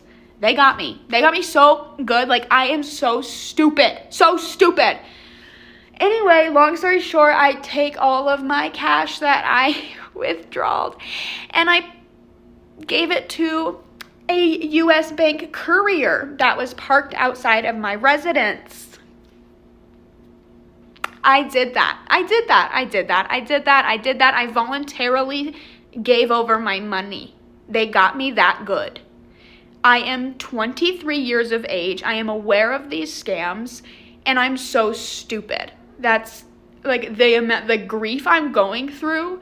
Like, I can't even say the number. Like, I can't put myself through that embarrassment, but just know I've been saving it for a long time, and it was my nest egg, and it was possibly going to get me some sort of property so I don't have to rent anymore. Like, I've worked for that for almost 10 years now. I've worked since I was 15 years old, and it's just taken away from me, but it wasn't. I gave it to them, and that's the part that rips me to shreds. So I'm just posting this so people can see it and not do it. Luckily, I'm okay. It wasn't all my money. I'll be able to pay my rent. I'll be able to eat. But it's just so disheartening that all I've worked for is not ripped away from me. I handed it over. And so, person, if you're watching this, good job, I guess. You deserved it. I was stupid enough, and you worked me good enough to earn that money. So I'm the dumb one. I'm the idiot. But if your bank calls you, hang up and call your bank. Just please. And I don't know if I'm going to post this or leave it up or whatever, but whoever sees this, like, just know I'm violently embarrassed, and I feel dumb enough, so you don't have to call me dumb. And if you see me in person, don't bring it up. But be careful and protect your things. Protect yourself. Woman got on here and said she got scammed out of her life savings. She's boo-cooing, she's crying, and she's just saying that I'm spreading awareness. I'm just coming on here to spread awareness, and so no one can be as dumb as me. That is what she's saying. That's the reason why she's just telling everybody this, okay? And she's crying, and she's just in shock. She's shaking. She says that she got a call from her bank that she's a part of this investigation for identity theft, and that somebody at the bank is trying to use her information, her personal information, to withdraw money out of her account. So that rouses her. She's anxious, all of that. So then the person says, let me transfer you to the fraud department. She says that the number switches. So it switched from her bank number to a different number that she never recognized before. She says that the woman has an American accent, which from her words, she said that did not alert her to think that this was a scam. So the woman is on the phone. She's on the phone with the woman. She's talking to her. She says, listen, I'm going to go to the bank.